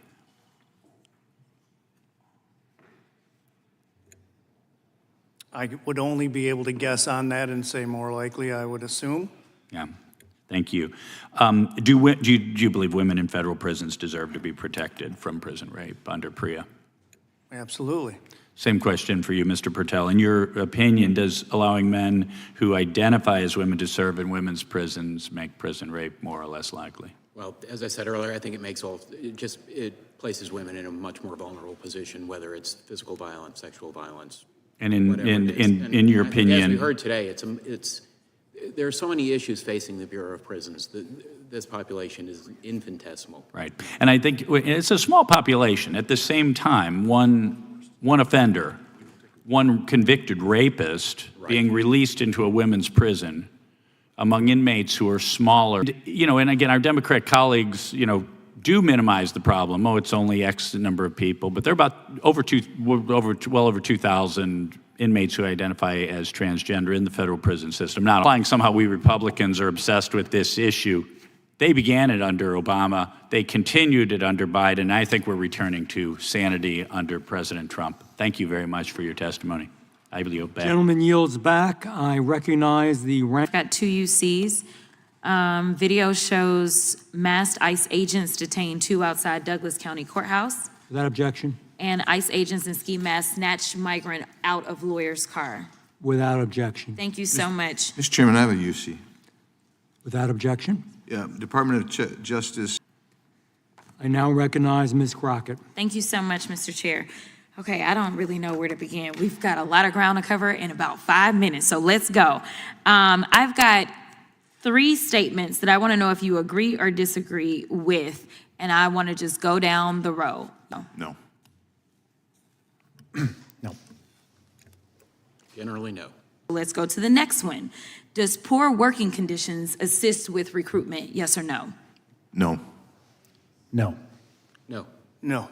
Sounds like another low IQ implementation to me. And finally, I'm going to start with Mr. Potter because I don't know how this is going to go.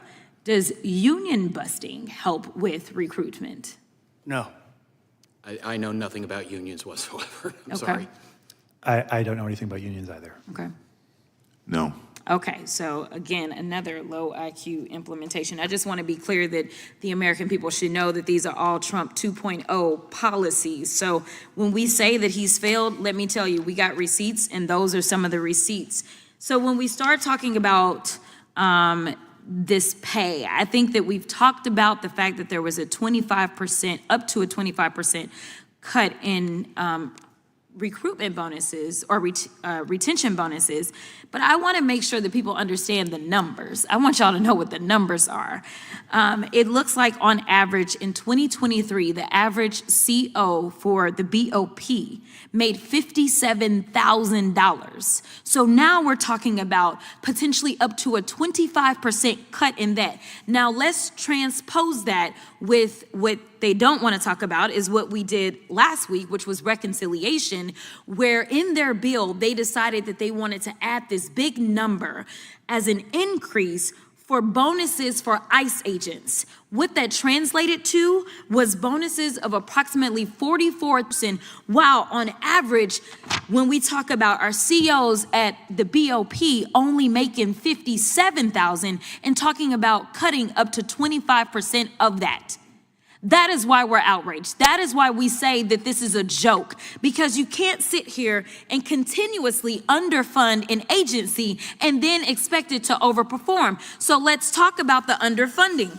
We have talked about immigration for a reason, not because we think that it makes sense to just talk about immigration all day, every day. It seems like our colleagues on the other side of the aisle want to do it, but it is relevant to this conversation. You know why? Because according to this particular document from The Guardian, it says, as it relates to a partnership between BOP and ICE, 2 agencies that have generally operated separately means people accused of civil immigration violations are being imprisoned in harsh environments of the federal penitentiaries run by prison guards. Right now, I believe that the number was, the most recent number that I had was that they had approximately 700 persons that were being held for ICE within the Bureau of Prisons. And guess what? Do you think they gave the BOP any extra dollars to be able to take care of those folks? They didn't. I'll help you. It says Congress provided no increase to the BOP's salaries and expenses account in fiscal year 2024, despite the staffing crisis that has been linked to prisoner deaths and a cascade of operational problems at the agency. So, we talked about rape, so let me get to rape.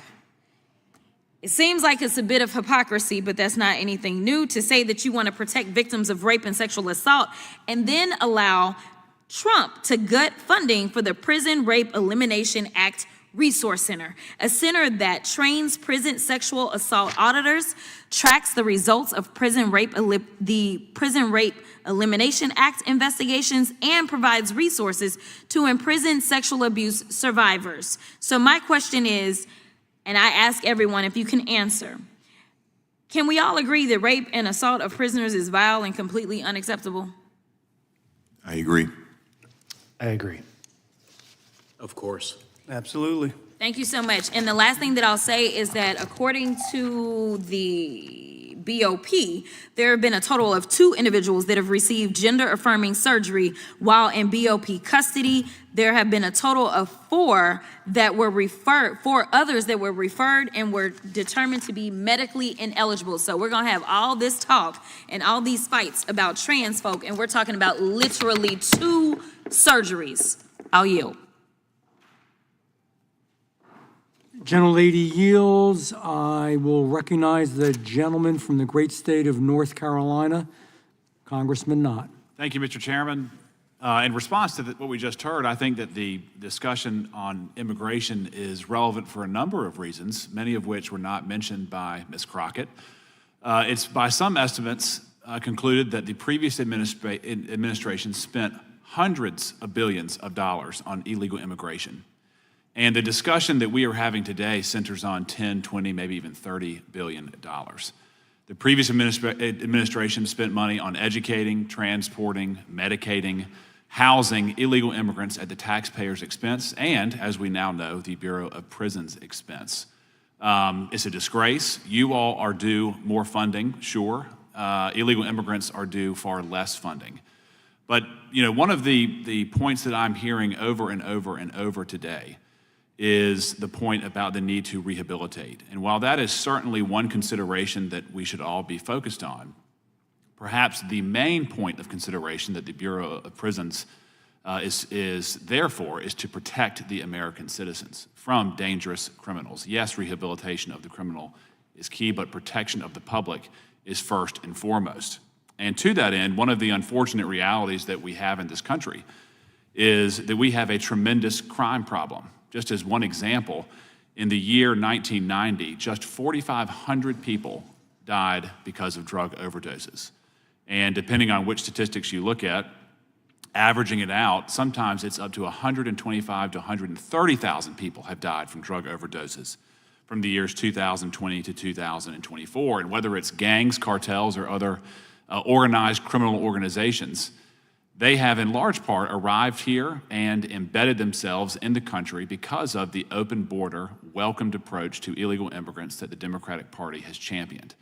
And as a federal prosecutor, I saw that the crime not only was exacerbated outside of jails, I saw the crime reach far inside of jails as well. I know the dangers that criminal gangs and organizations pose inside and outside of jails. So my question is, Mr. Purtill, to you first, how can we assist the BOP in combating the ongoing criminal activity inside? Sentencing people, there was often no interruption in criminal activity, whether it's cell phones, bribing prison officers, whatever it may be. What can we do to assist you or the BOP in stopping criminal activity once someone is sentenced? Well, I think that Mr. Potter might be even better equipped to He's getting it this next. question. But good, but I will definitely take a crack at it. Don't mean to dodge. I do think that controlling the key thing there, I think, is controlling the communications process. I mean, I think that that's how ongoing criminal enterprises are still able to operate, even though we've got people incarcerated in our facilities. And I do think that the porousness of some of our facilities to communications devices coming in, as well as contraband, many other forms of contraband coming in. But the other forms of contraband don't really get to the issue that you're talking about in the same way as the continuing activity. So I think it's really the communications piece. And I think that that's a combination of better security within the facilities. It's probably technological fixes as well in terms of what you can do in terms of signal damping and things like that. Mr. Potter, same question. Yeah, I would agree with everything that's been said. There's a lot of mechanisms you can use to prevent something from coming in and detect it once it's in. I think the staffing level makes a huge difference, the way you monitor, the way you track, the way you... Does the danger that facility officers face deter people from staying a long time? Does that make sense? So does the threat inside the facility weaken the environment that people are working in? Yeah, if it's more dangerous inside, of course, it makes it, much more and the risk versus reward. Yep. You have to reward people in the right way if you want them to come into that. And Sure. yeah. And if I could just get very quick answers, what's the total amount of dollars that you think is needed to fix the Bureau of Prisons? Not just the facilities, but total repair. I would not have a guess. Billions. 10 billion, 15 billion? I wouldn't have a guess. How about you? It would be a genuine guess. Just give me a guess. We know we've got $3 billion in deferred facilities costs. So that's baked into the cake. We know that we've got 4,000 to 6,000 full-time employment positions that aren't filled. $10 billion? In all honesty, I couldn't even hazard a guess. Yeah. But I do think that there's, even realigning what we currently do in spending, I think there's a lot of good things that can be accomplished. Sure. Mr. Wilde, I don't mean to jump over you, but I'm assuming you don't have an answer for that. Mr. Milton, if I can get one answer, what's the number that you would put? I fall in the same category. I don't know that I'm in position to give a number, but I do know that it takes significant investment. Mr. Speaker, I yield back. Gentleman yields. I recognize, last but not least by any means, the gentleman from the great state of Texas, Mr. Gill. Thank you, Mr. Chairman, and thank you to the witnesses for being here and testifying and taking the time. Mr. Purtill, thank you as well. I want to start with you. Given the decline in personnel across BOP facilities, and we've got nearly 4,000 vacancies, do you believe it was a wise decision for the previous administration to put any resources at all towards gender-affirming care for BOP inmates? As I said earlier, I think that it's such a small percent of the population. It's not the core issues that BOP is facing. Right, and I certainly believe it's not a core issue we should be spending money towards. Is it also the case that BOP facilities are experiencing widespread deterioration and are in need of maintenance?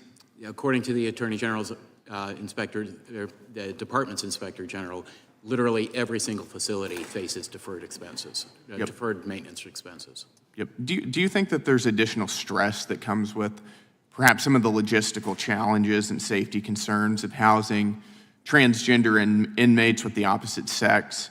And perhaps maybe that contributed to some of the low retention rates and hiring rates experienced at the BOP? In all honesty, I couldn't say. Once again, I think that there are so many issues that go into the staffing issue. Did it play a part? Very well could have, but there are so many factors there. And what about some of the anti-law enforcement rhetoric that we hear on the other side of the aisle, including from the former vice president who once praised the defund the police? Well, I think the fact that law enforcement, prosecutors, corrections officers, I think that there's been an unfortunate trend. We've seen it in law school recruiting for prosecutors, that there's been an unfortunate trend to kind of demonize the entire field, regardless of wherever that has come from. I think that has been harmful. I think it's unfair to the people who go into that line of work. And what role do you think DOJ can play in identifying waste and fraud at the BOP? That is beyond my kin. I'm so sorry. No. Any guesses? Well, as I tell my kids, as with any very, very large institution, there's going to be waste and fraud, even when the vast majority of people are working in good faith. Mm-hmm. It never hurts. It's always good to pop the hood and check the oil and take a look at what's going on. So I think that the DOJ process I think it may turn out to be very, very beneficial. I think a lot of it is going to be able to inform you in your oversight activities to make decisions going forward. Got it. Thank you very much. And Mr. Chair, with that, I'll yield the remainder of my time back to you. Thank you. So with that little bit of time, first of all, I really do appreciate you all being here. It's a long, long day. I didn't even give you a chance for a break, and I probably should have. I was remiss, but it was glad because now we're done. Secondly, I'll say as I did before, I hope that we can move forward in some areas, in some ways, find common ground. And thirdly, and the one thing I will mention, with a little bit of time left, I've actually interviewed some corrections officers at multiple locations who've come to me in my office. I wouldn't call them whistleblowers because they didn't, trigger the Whistleblower Act, but told me stories. We're kind of saying that there's like 1 or 2 people in the whole country with transgender issues. They're still doing intake, and it costs a lot of money on those that want to change their sex, that want to be transgender. This is from corrections officers who directly work there, who have good reputations, whom I know, that were explaining what's going on. Number one, that costs money. Secondly, the other issue and the reason that it costs money is because, as you know, I mentioned, in fact, my facility back home has to cater to some of that, because when they mix with the rest of the population, unfortunately, there are issues for them, for their own security and safety. So it makes things more complicated. It makes issues, more violence is prone to happen, and it also costs more because of the specialization they need, both medical, if they go through it all the way, as well as correctional. In other words, they need more protection, and they need to have special status and special help. So yeah, it does cost money, and no, it's not just like one person in all 50 states. It's not. In fact, if you talk to most of them, almost any facility will tell you some of the issues they're having with that. And the real issue is, I don't know how else to say it, I'm not saying they should be, but they still have their desires very often, and it really is tough on the women, some of the terrible things that are happening. With that, it concludes today's... Mr. Yes. Chairman, I have 2 UCs, I'm sorry. The first one, I asked unanimous consent to enter into the record an article, transgender inmates are more likely to be victims of sexual assault. This was by CBS News. That's true. To the extent of 35% of the victims of rape are transgender inmates. Without objection. And then the final one is courtesy of Mr. Wilde. This is from prisonfellowship.org. Prison Fellowship, the nation's largest Christian nonprofit serving prisoners, former prisoners, and their families, is applauding a major funding increase for PREA, which as of now, this administration has actually defunded all of the PREA resource centers. Without objection, their care costs a lot, protecting them costs a lot because they are apt to have this problem, and in some cases, preventing the certain percentage of them from doing harm costs a lot. With that, it concludes today's hearing.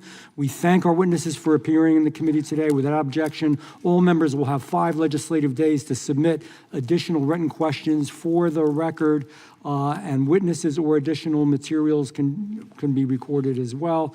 Without objection, this hearing is adjourned.